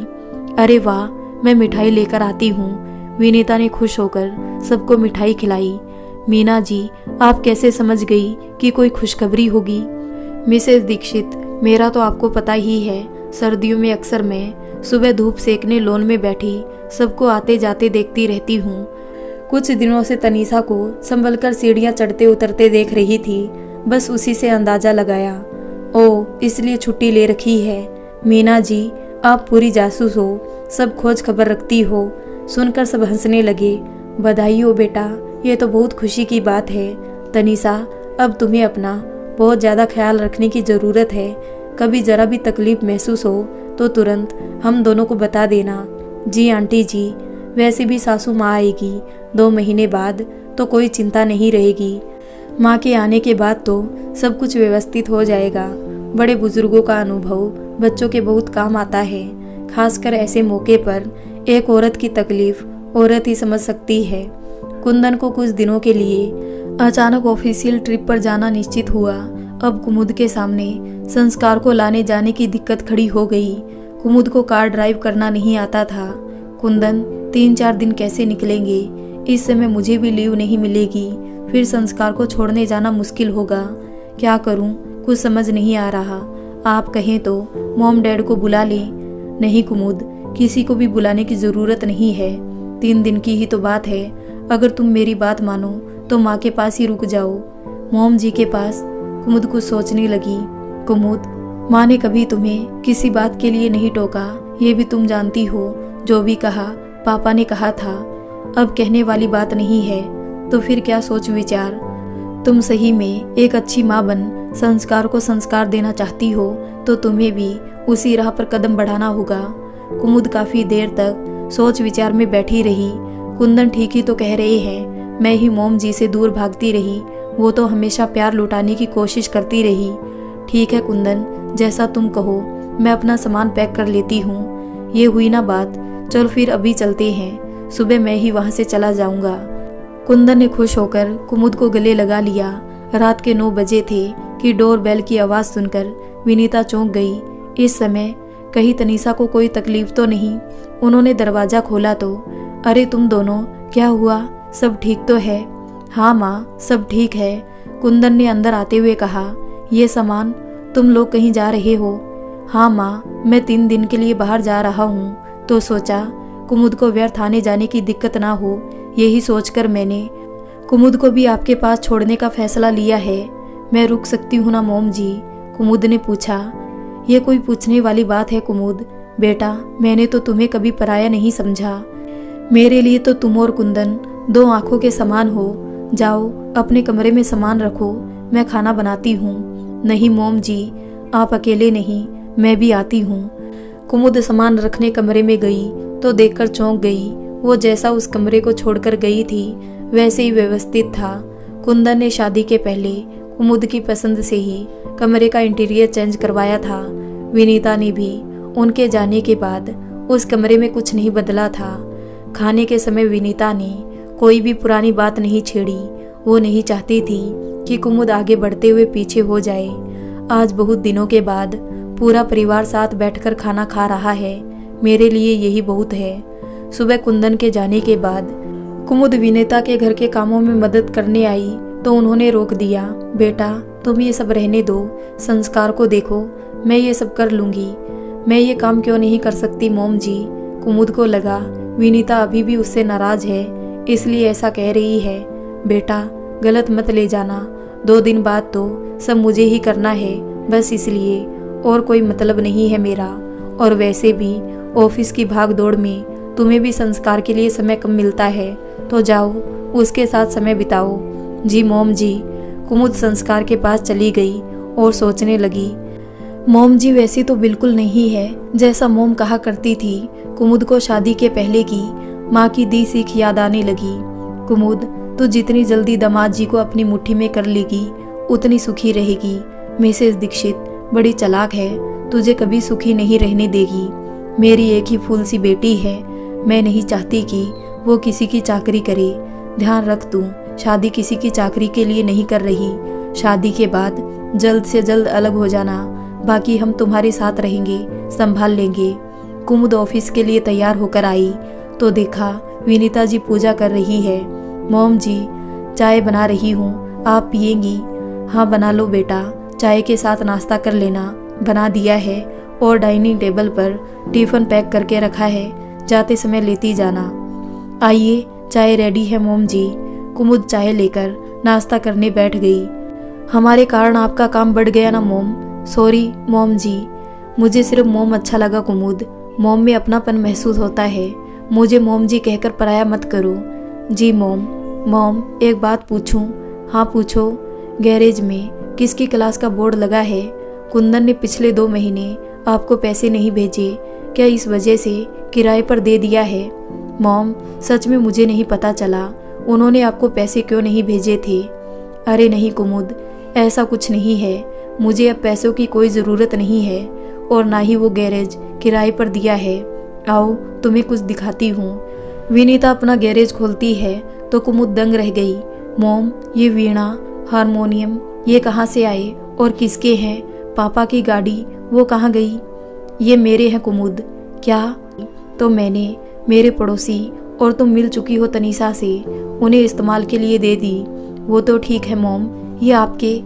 अच्छा अभी मैं ऑफिस के लिए निकलती हूँ मॉम, इस बारे में शाम को आराम से बात करती हूँ। कुमुद टिफिन लेकर चली गई। कुंदन घर से निकलकर सीधे विशाल के घर पहुँच गया। आओ कुंदन, कैसा चल रहा है सब? अभी तक तो भाई तेरे प्लान से सब व्यवस्थित चल रहा है, आगे देखते हैं। मैं बाहर जा रहा हूँ, जरा माँ के यहाँ चक्कर लगा लेना। आज कुमुद को माँ के पास छोड़कर तुझे बताने चला आया। ये तो बहुत अच्छा किया। भगवान करे जैसा हम सब चाहते हैं वैसा ही हो। सच में यार, मैं भी दिल से यही चाहता हूँ। पर यह भी सच है कि धागा ज़्यादा खींचो तो टूट जाता है, फिर हमेशा के लिए गांठ पड़ जाती है। माँ पर मुझे विश्वास है, वो कुमुद को अपने प्यार का एहसास करा देगी। पर कुमुद दिल की बुरी भी नहीं है कुंदन, बस थोड़ा समय और सब्र, फिर देखना जल्दी ही तेरा परिवार एक हो जाएगा। काश तेरी बात सच हो जाए। घर चक्कर मार लेना, मैं निकलता हूँ, फिर मिलते हैं। कुंदन के जाने के बाद विशाल मन ही मन बोला, मुझे माफ़ कर देना कुंदन। मेरे ख्याल से अब कुमुद और आंटी के बीच किसी का आना ठीक नहीं। वो दोनों जितना समय साथ बिताएगी उतना ही जल्दी तेरा परिवार एक होगा। ऑफिस में खाली समय में कुमुद, मॉम ऐसा कुछ भी नहीं है, आप कुछ ज़्यादा ही सोचती हो, मुझे कोई तकलीफ नहीं है। कुमुद, ये तो सिर्फ 4 दिन की चांदनी है बेटा, 2 दिन बाद देखना। टिफिन तो क्या, वो तुझे खाना भी खुद बनाने को कहेगी। जब कहेगी तब की तब देखेंगे मॉम। वैसे भी मुझे 2-3 दिन रुकना है, तो इतना क्या सोचना। आप बेकार ही मॉम के लिए गलत सोच रही है। ओ मॉम जी से मॉम। कुमुद, मिसेस दीक्षित मीठा मीठा बोलकर तुझे अपने जाल में फंसा रही है। कोई सास अपनी बहू को टिफिन पैक करके नहीं देती, उन्हें अपना बेटा चाहिए। तुम मत मान मेरी बात। ठीक है ना मॉम, इस बारे में बाद में सोचेंगे, मैं अभी ऑफिस में हूँ। कुमुद ने फ़ोन डिस्कनेक्ट कर दिया। देखा आपने, मैंने सच कहा था आपसे। कुमुद को अकेला छोड़ेंगे तो मिसेस दीक्षित उसका फ़ायदा उठा लेगी। क्या हुआ दमयंती, साफ साफ कहो। वही हुआ जिसका डर था। कुंदन कुछ दिनों के लिए कुमुद और हमारे संस्कार को उनके पास छोड़कर कहीं बाहर चला गया। ये तो अच्छा ही हुआ ना, इसमें गलत क्या है। यहाँ से कुमुद का ऑफिस भी तो दूर है, उसे रोज ऑफिस आने जाने में तकलीफ होगी ही। पहले तो उसका ऑफिस पास ही था तो हमें बुला लिया होता। कितना समझाया कि इन सास बहू के झमेलों से दूर अपनी मन मर्जी की जिंदगी जियो, हमेशा खुश रहोगी। दिन भर बेकार ही बहस होती है। कुमुद अब बच्ची नहीं है दमयंती, तुम्हारे कहने से वो 3 साल वैसे ही रह रही है जैसा तुमने चाहा, पर माँ बनने के बाद उसमें बहुत बदलाव आ गया है। वो दूसरों की फीलिंग समझने लगी है। तुम भी उसे बच्ची समझना बंद कर दो। आप सही कहते हैं, पर फिर भी मेरा मन उसे लेकर घबराता रहता है। कैसे वो सब मैनेज करती होगी। बहुत नाजुक है कुमुद, जरा में बीमार हो जाती है। सुनिए जी, जब तक कुंदन जी नहीं आते हमें उसके पास चलना चाहिए। कुंदन को अब हम लोगों का साथ रहना पसंद नहीं आता, तो क्यों बार बार वहाँ जाना। कुमुद अब सब मैनेज करना सीख गई है तो ये भी कर लेगी। मुझसे इस उम्र में बार बार इधर उधर नहीं किया जाता। आप साफ साफ क्यों नहीं कहते कि आपको बेटों और बहुओं की गुलामी पसंद आती है। दमयंती, तुम बहुत नसीब वाली हो। हमारे सभी बच्चे दिल के बहुत अच्छे हैं। आज रानी बनी बैठी हो। ये हमारे बेटे और बहुओं का अपनापन है। अब कुमुद भी अपने परिवार का महत्व समझने लगी। ये तो खुशी की बात है। पता नहीं क्या सही है क्या गलत। मुझे तो कुमुद की चिंता रहती है। मिसेस दीक्षित ने उस पर बंधन लगाने शुरू कर दिए तो उसके सपनों का क्या होगा। ऐसा कुछ नहीं होगा दमयंती, इतना टेंशन लेकर क्यों ब्लड प्रेशर बढ़ा रही हो। मैं समझता हूँ तुम्हारी चिंता दमयंती। कुमुद तुम्हारी बहुत लाडली है, पर क्या तुम चाहोगी कि तुम्हारे कारण उसका घर टूटे। पर देखो दमयंती, मेरी बात मानो, उसकी शादी को अधिक समय नहीं हुआ और हमारे कारण उनमें खटपट शुरू हो गई। यह सब उनकी शादीशुदा जिंदगी के लिए अच्छा नहीं है। उसे कुछ दिन अकेले छोड़ दो। ये बात तो आप सही कह रहे हैं। मैं भी कुमुद को लेकर कुछ ज़्यादा ही घबरा जाती हूँ। कुमुद और कुंदन जी के बीच में विवाद का कारण तो मैं भी नहीं बनना चाहती। तो फिर छोड़ दो ना सब, अपने पोता पोतियों में खुश रहो और बहुओं के संग खुशियाँ बांटो। अब जाकर जरा चाय बना लाओ। दमयंती उठकर रसोई में अपनी बहू की मदद करने लगी। संस्कार, क्या कर रहा है मेरा बच्चा?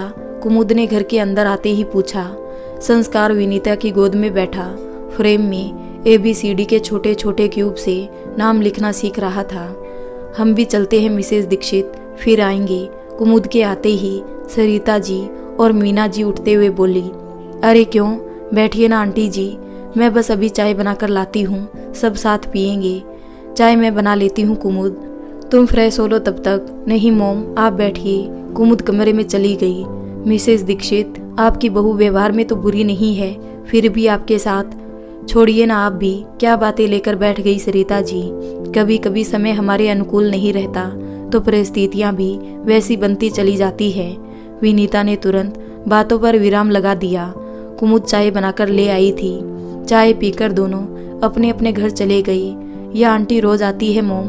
नहीं, सरिता जी की बहू कुछ दिनों के लिए मायके गई तो वो आजकल दिन में अकेली रहती है और मीना जी के घर दिन में कोई नहीं रहता तो वो अक्सर यहीं आ जाती है। ओ, तो ये अच्छा ही है मोम, आपको भी कंपनी मिल जाती है। संस्कार के लिए ये गेम सरिता जी ही लेकर आई है। देखो कितने मजे से लेकर खेल रहा है। देखा मोम, मैंने तो अभी तक सोचा ही नहीं कि इसके लिए अब ऐसे गेम लाने होंगे। खेल खेल में ही सही कुछ तो सीखेगा। मैं तो उसे अभी छोटू सा बच्चा समझ रही हूँ।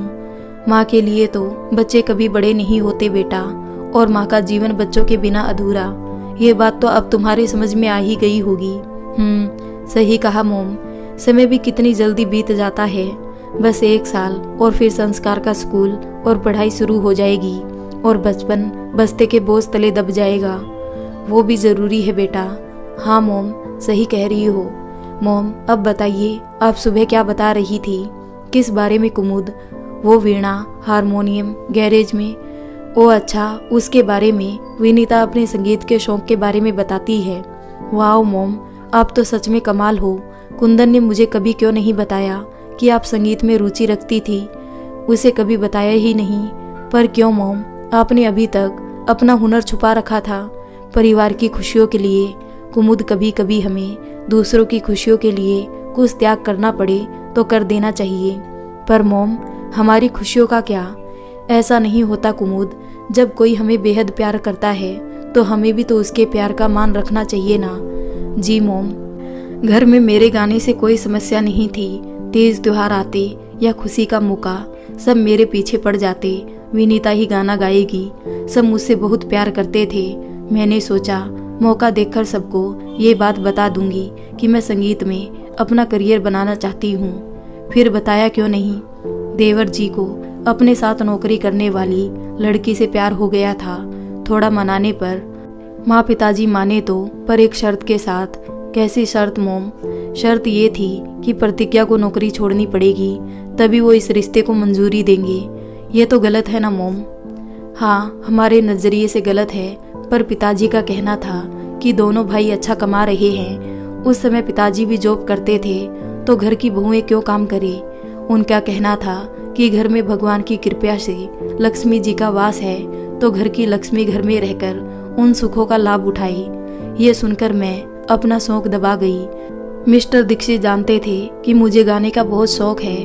उन्होंने एक बार कहा भी कि वो इस बारे में पिताजी से बात करते हैं। पिताजी नाराज तो होंगे, पर हो सकता है कि वो मान जाए। फिर की उन्होंने बात। नहीं, मैंने ही उन्हें रोक दिया। मेरे कारण घर की शांति भंग हो, मैं ये नहीं चाहती थी। उसके बाद तो घर परिवार संभालने में कब उम्र बीत गई पता ही नहीं चला। जब मोम पापा सपोर्ट कर रहे थे तो फिर आपको मना नहीं करना चाहिए था। ये तो खुद के साथ नाइंसाफी हुई। आपको कभी दुख नहीं हुआ? हाँ, थोड़ा सा। प्रतिज्ञा ने भी अपनी प्यार की खातिर उनकी बात स्वीकार कर नौकरी छोड़ दी। घर की छोटी बहू बन गई। हम दोनों ही परिवार की छोटी छोटी खुशियों के पल एंजॉय करने लगे। मॉम, आपके समय में नौकरी छोड़कर घर के खर्च उठाना मुश्किल ना था, पर आजकल तो दोनों ना कमाए तो घर चलाना मुश्किल हो जाता है। सही कहा कुमुद, बच्चों को अच्छी जिंदगी देने के लिए पति पत्नी दोनों का समान सहयोग जरूरी है, तभी गृहस्थी सुखमय बनती है। मम्मा भूख लगी है। संस्कार ने आकर बातों पर विराम लगा दिया। ओ, बातों में समय का पता ही नहीं चला कि 8 बज गए। कुमुद, तुम इसे संभालो, मैं अभी दिया जलाकर जल्दी से खाना बनाती हूँ। जी मॉम, मैं अभी इसे दूध पिलाकर आपकी हेल्प करने आती हूँ। कुमुद संस्कार के लिए गिलास में दूध लेकर उसे पिलाने बैठ गई। किसी को खाना बनाने की जरूरत नहीं कुमुद भाभी, मैं आपको भाभी कह सकती हूँ ना? तनीषा ने अंदर आते हुए पूछा। हाँ बिल्कुल कह सकती हो तनीषा, ये भी कोई पूछने वाली बात है, पर ये सब क्या है? भाभी, मैं आंटी से तो रोज मिलती रहती हूँ, पर आप तो 2 दिन बाद चली जाएंगी, तो हमने सोचा क्यों ना आज हम साथ में डिनर किया जाए। आंटी आइए बैठिए, अरुण भी आ रहे हैं। ऐसी हालत में भी तुझे चैन नहीं आता तनीषा? मेरे मना करने के बावजूद भी कुछ ना कुछ करती रहती हो, ये सब करने की क्या जरूरत थी? कुछ दिन तो संभल कर चलो। शांत आंटी जी, ये सब अरुण ने बाहर से ऑर्डर किया है। तनीषा मुस्कुराई। तनीषा कोई खुशखबरी है? कुमुद ने पूछा। तनीषा ने हाँ में सिर हिलाया। भाभी, आप भी मत गुस्सा करने लगना। तनीषा ने बच्चों जैसी शक्ल बनाई तो कुमुद जोरों से हंस पड़ी। 3 दिन बड़े अच्छे हंसी खुशी बीते। कुंदन आ गया। कुमुद भी अपने घर लौट गई, पर कहीं न कहीं तनीषा और मिसेस दीक्षित के साथ बिताए पलों को मिस करने लगी थी। दिवाली पास आ रही थी। दमयंती भी कई दिनों से कुमुद से मिलने को बेचैन हो रही थी। कुमुद, तुम्हारे फोन की रिंग बज रही है, जरा देखो तो। कुंदन शेविंग करते हुए चिल्लाया। देखती हूँ, शायद मोम का ही फोन होगा। कुमुद किचन से हाथ पोंछते हुए चली आई। दमयंती का कॉल था। कुमुद बात करने लगी। अरे नहीं नहीं मोम, इस बार पॉसिबल नहीं है। क्यों बेटा, क्या पॉसिबल नहीं है? कुंदन जी मना कर रहे हैं। नहीं मोम, बस ऐसे ही, मैं इस बार कुछ और सोच रही थी। ऐसा क्या हो गया जो तुम्हें सोचना पड़ रहा है कुमुद? कुछ बात हो गई क्या? नहीं मोम, कोई बात नहीं हुई। मोम जी का मन है कि इस बार हम उनके साथ दिवाली मनाएं। मैं सोच रही थी कि आउच। कुमुद की बात सुनकर कुंदन का हाथ स्लिप हो गया और छोटा सा कट लग गया। क्या हुआ कुंदन? कुछ नहीं, दाढ़ी बनाते में कट लग गया। तुम बात चालू रखो। ये सुनकर कुंदन को विश्वास नहीं हो रहा था कि कुमुद अपनी माँ के यहाँ जाने से मना कर रही है। कुमुद, हम तुम्हारे बिना दिवाली, इतने सालों से हम दिवाली साथ मनाते रहे, और इस बार तुम्हारे बिना नहीं नहीं, तुम लोग यहाँ आ रहे हो बस। मोम प्लीज, मैं भाई दूज पर आ जाती हूँ। कुमुद ने फोन रख दिया। क्या कह रही थी मोम? कुंदन चेहरा साफ करते हुए बोला। कुछ नहीं, दिवाली पर बुला रही थी तो मैंने मना कर दिया। तुमने मना क्यों कर दिया? कोई बात नहीं? कोई बात नहीं, बस ऐसे ही। अब आप जल्दी से नहा लो, ऑफिस के लिए देर हो जाएगी। ये तो अब सच में माँ के जैसी उलझी हुई बातें करने लगी। चलो मैं मेरा काम करूं, इसके मन का क्या कब पलट जाए। अभी तो दिवाली बहुत दूर है। मन ही मन सोचता हुआ कुंदन उठकर नहाने चला गया। संस्कार को माँ के पास छोड़कर दोनों ऑफिस के लिए निकल गए। सुनो जी, कुमुद कह रही है कि वो इस बार दिवाली पर नहीं आ पाएगी। क्यों, सब ठीक तो है? भूषण चौंक कर बोले। सब ठीक है, पर क्या? दमयंती बोलो। वो कह रही थी कि कुंदन जी इस बार अपनी माँ के साथ दिवाली मनाएंगे। कुमुद ज्यादा कुछ नहीं बोली। कुंदन जी पास ही थे शायद, पर बड़ी दुखी होगी बेचारी। बचपन से हमारे साथ ही सारे त्योहार मनाती आई है ना, इसलिए ये पहली बार है जब दीक्षित परिवार एक साथ दिवाली मनाएगा। दमयंती, अगर कुमुद इस सबसे सहमत है तो हमें क्या करना? ये सुनकर दमयंती कुछ नहीं बोली। दीक्षित हाउस में इस बार विनीता बड़े चाव से मठरी, गुजिया, बेसन लड्डू बना रही थी। कुंदन शाम को आया तो खुशबू लगते ही बोला, माँ गुजिया बनाई। रसोई की ओर बढ़ा। ठहरो कुंदन, हाथ कौन साफ करेगा? माँ आप नहीं बदलोगी, मैं अभी आया। विनीता रसोई में जाकर प्लेट में गुजिया निकाल कर ले आई। वाओ मोम, मैंने आज तक इतनी स्वादिष्ट गुजिया नहीं खाई। कुमुद बोली। मेरे माँ के हाथ में जादू है कुमुद, तुम लोगों के लिए ही बनाई है। तुम लोग आ रहे हो ना? हाँ मोम, छुट्टी लगते ही हम लोग आ जाएंगे। अभी चलते हैं। कुमुद संस्कार को लेने चली गई थी, जो कमरे में सो रहा था। कुमुद के नहीं आने की खबर से दमयंती कुछ उदास सी बैठी हुई थी। क्या सोच रही हो दमयंती? कुछ नहीं, कुछ तो। मैंने कुमुद को बड़े नाजों से पाला। हमेशा डरती थी कि वो अपने नाजुक कंधों पर गृहस्थी का बोझ कैसे सहेगी, पर कुमुद को लेकर मैं गलत थी। बेटियां गीली मिट्टी की तरह कब माँ बाप के साथ ससुराल के रिश्तों में रम जाती है, पता ही नहीं चलता। ये बात तो तुमने सही कही दमयंती। हमारी बहुएं कितनी अच्छी तरह से घर संभालने लगी है। मेरी बातों में आकर कुमुद वही करती रही जो मैं कहती। मैंने उसे मिसेस दीक्षित से दूर रहने की सलाह दी ताकि वो आज़ाद जिंदगी जिए, पर अब हालात बदल गए हैं। कुमुद ने अपने कदम दीक्षित हाउस की ओर मोड़ दिए तो मुझे खुद पर शर्म आने लगी है। गलती तो मुझसे भी हुई है दमयंती। मैंने हमेशा तुम्हारी हर बात का समर्थन किया, कभी तुम्हें और बच्चों को नहीं टोका। कुंदन जी के बदलते व्यवहार ने मुझे बेटे और दामाद का अंतर समझा दिया। मैं समझी नहीं, दमयंती बोली।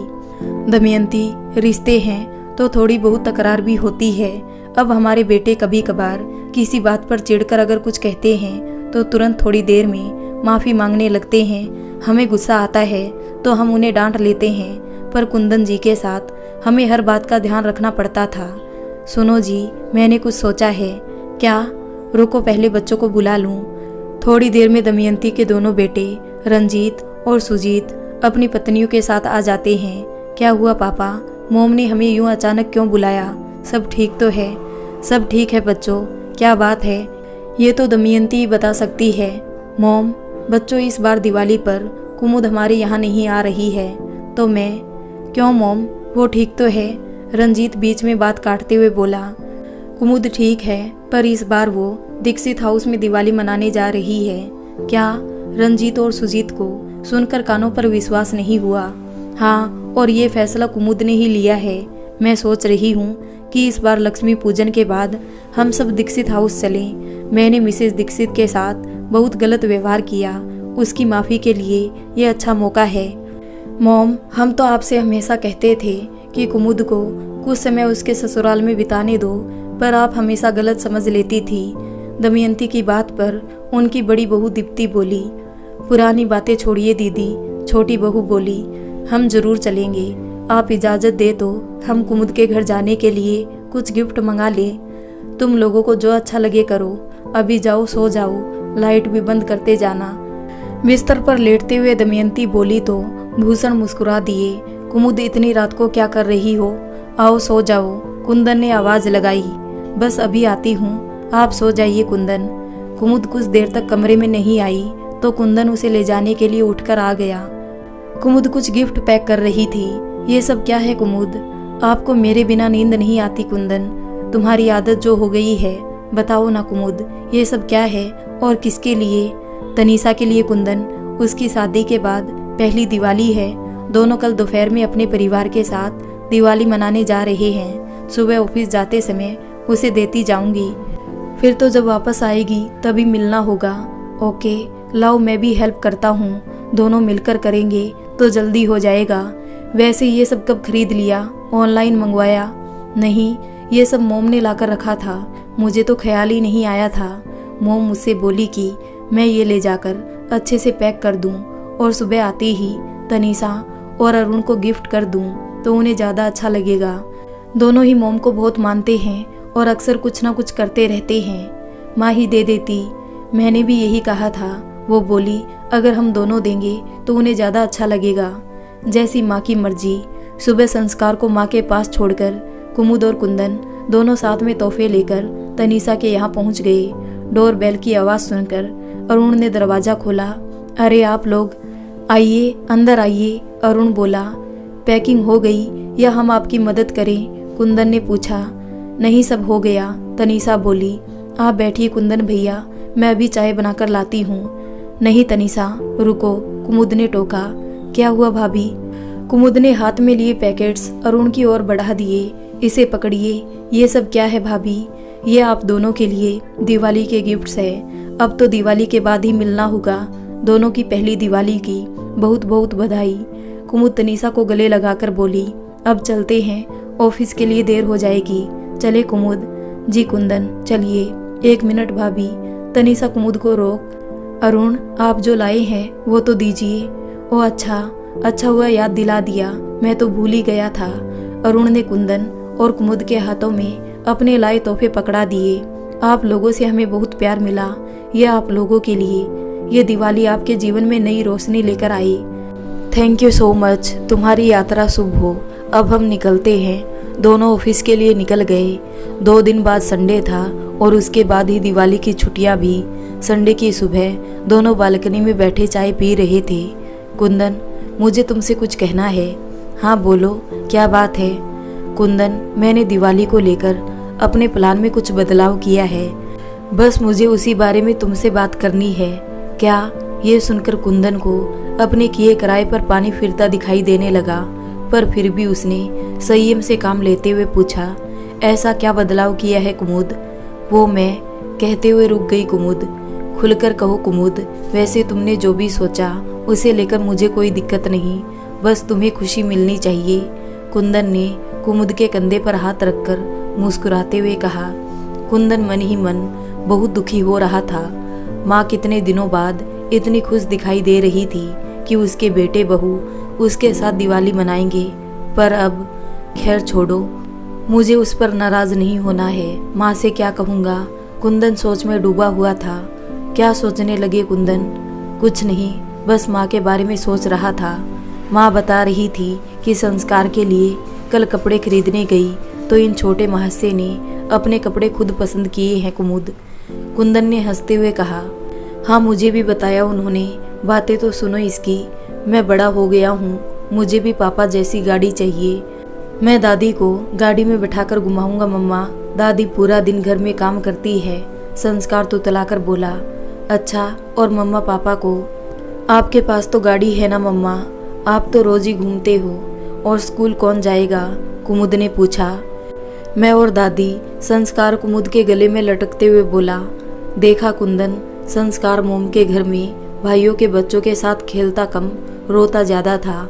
अब माँ के साथ बड़ी बड़ी बातें करने लगा है और अब काफी साफ बोलने लगा है। हाँ कुमुद, माँ मुझे भी कह रही थी कि संस्कार के तुतलाने की चिंता छोड़ दो। माँ बताती है कि मैं भी ऐसे ही बोलता था। संस्कार भी जल्दी तुतलाना बंद कर देगा। अच्छा, दिवाली का क्या प्लान है कुमुद? ओ हाँ, वो बात अधूरी रह गई। मैंने निर्णय कर लिया है कि मैं अब रोज रोज दीक्षित हाउस नहीं जाऊंगी। ओ, पर क्यों? कुछ हुआ है क्या? अरे पहले पूरी बात तो सुनो, कुमुद बोली। मैंने घर शिफ्ट करने का फैसला कर लिया और इसके लिए मूवर्स एंड पैकर्स वालों को मैंने फ़ोन कर दिया है। वो लोग आधे घंटे में आ जाएंगे, पर इतना बड़ा फैसला करने से पहले पूछना तो चाहिए था कुमुद। कहाँ घर लिया है, लोकेशन क्या है और ऑफिस से कितनी दूर है? कुंदन अब कुछ चिढ़कर बोला। जरूर इसकी मोम ने इसके दिमाग में कोई नया फितूर भरा होगा। कुंदन मन ही मन बड़बड़ाया। इसमें पूछने वाली कोई बात नहीं लगी कुंदन, और ना ही मेरे मोम डैड को इस बारे में कुछ पता है। तुम ये तो नहीं सोच रहे ये मैं उनके कहने से कर रही हूँ? कुमुद ने पूछा। अरे नहीं नहीं, ऐसा कुछ नहीं है। मैं तो बस ये सोच रहा कि पता नहीं कैसी जगह घर लिया है। मूवर्स एंड पैकर्स वाले आ गए थे। उन्होंने फटाफट सामान पैक कर दिया। सुनो, ये एड्रेस लो और ये सामान वहाँ पहुँचाकर सेट करो। हम पीछे से आते हैं, कुमुद बोली। कुमुद ने मकान मालिक को फ़ोन कर दिया था। वो भी चाबी लेने आ गए थे। चलिए कुंदन, हमें दीक्षित हाउस जाना है। दीक्षित हाउस क्यों? पहले वहाँ चलो जहाँ सामान भेजा है। कुंदन उदास होकर बोला। चलेंगे कुंदन, पर कुछ काम है। फिर हम संस्कार को मोम के पास छोड़कर चलते हैं। ठीक है, बुझे मन से कुंदन गाड़ी ड्राइव करने लगा तो कुमुद मुस्कुरा उठी। मूवर्स एंड पैकर्स वालों को देख विनीता चौंक गई। आप लोग यहाँ, और ये किसका सामान है?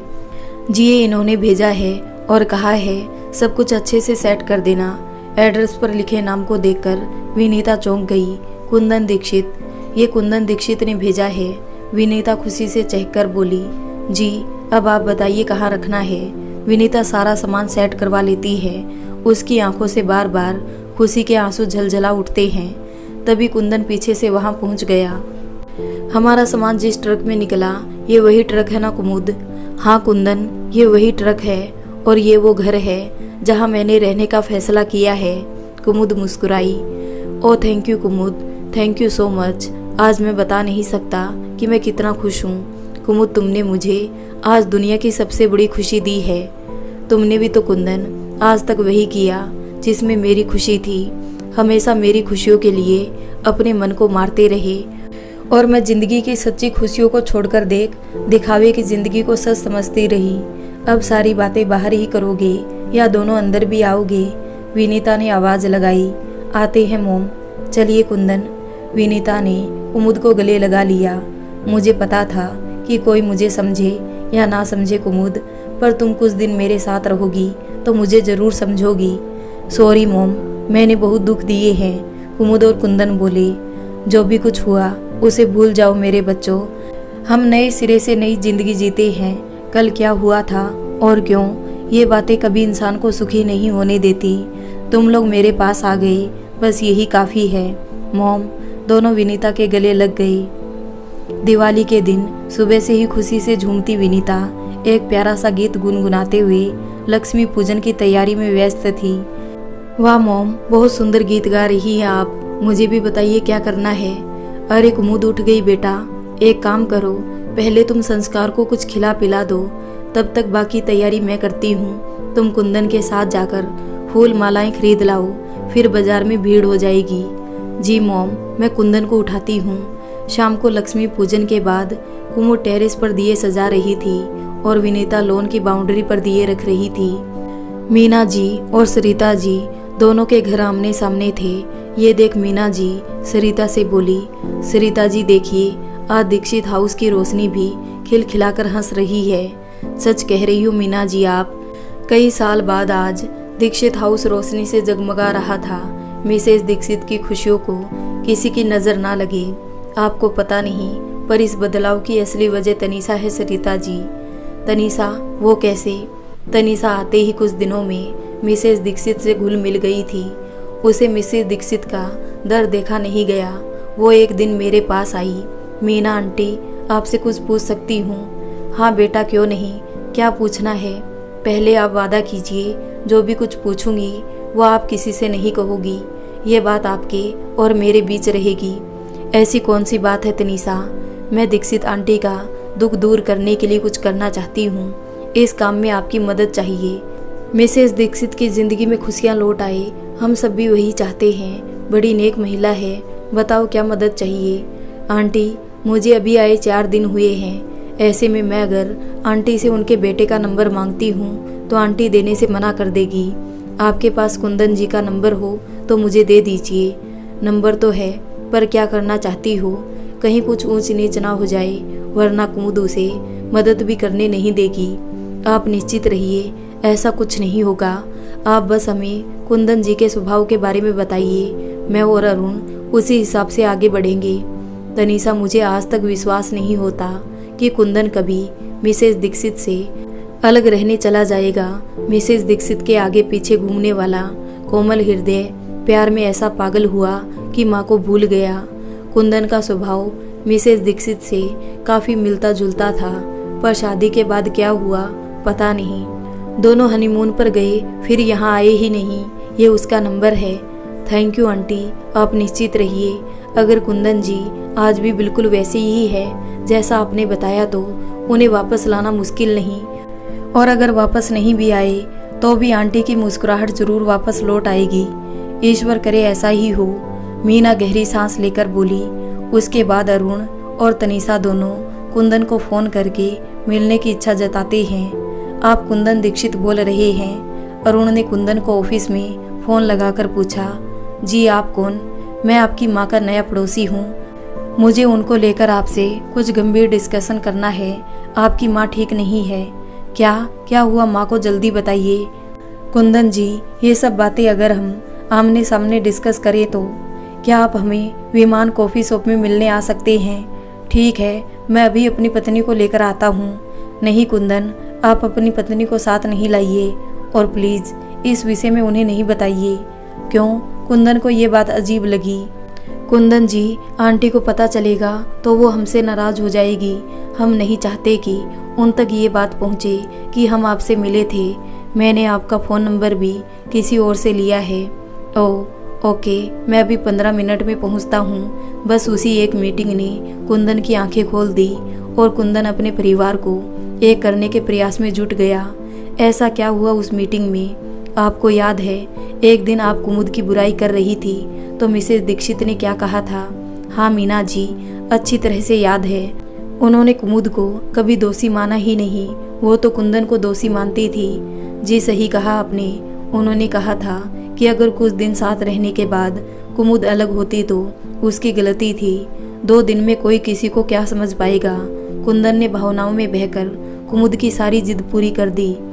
बस यही तनीषा ने कुंदन से कहा, हाय कुंदन जी, मैं आपकी माँ का नया पड़ोसी अरुण और ये मेरी पत्नी तनीषा। ओ हाय, आप अरुण हैं? जी बताइए, माँ को क्या हुआ? वो ठीक तो है? बेटे के बिना माँ तो जिंदा लाश के जैसी होती है। मैं आपको भैया कह सकती हूँ? तनीषा ने पूछा। भैया? कुंदन जी, हम लोग दिल्ली में नए आए हैं। आते ही मुझे आंटी जी से माँ जैसा दुलार मिला। मुझे लगा ही नहीं कि मैं यहाँ नहीं आई हूँ। मैं अभी खुद को उनकी बेटी समझने लगी और उसी नाते आपको अपना बड़ा भाई। ओके फिर ठीक है। कुंदन भी अब खुलता जा रहा था। वैसे मेरी माँ है ही ऐसी कि कोई भी उनसे मिले तो उनका होकर रह जाता है। फिर आपने कुमुद भाभी से ये मौका क्यों छीन लिया भैया? मतलब? कुंदन इस अचानक आए प्रश्न से चौंक गया। भैया, जो बात आप कह रहे हैं वो हमने भी महसूस की है। शायद आप कुमुद भाभी और आंटी को कुछ दिन साथ रहने का मौका देते तो आंटी वो अकेले नहीं जी रही होती। मैं डरता था। किस बात से? मैं सपने में भी माँ पापा को नहीं छोड़ना चाहता था, पर कुमुद भी मुझे उतनी ही प्यारी थी जितने मेरे माँ पापा मुझे प्यारे थे। वो जिद पर अड़ी थी कि मेरे घर में नहीं रहेगी और मैंने उसकी बात मान ली। सोचा कुछ दिनों में कुमुद को मनाकर वापस लौट आऊँगा। फिर लौटे क्यों नहीं। पापा ये बात सहन नहीं कर पाए और इस दुनिया से चले गए। फिर किस मुँह से वापस आता? कोशिश तो की होती, कैसे करता। कुमुद माँ बनने वाली थी और उसने अपने मॉम डैड को बुला लिया। अब कोशिश करूं भी तो कैसे करूं?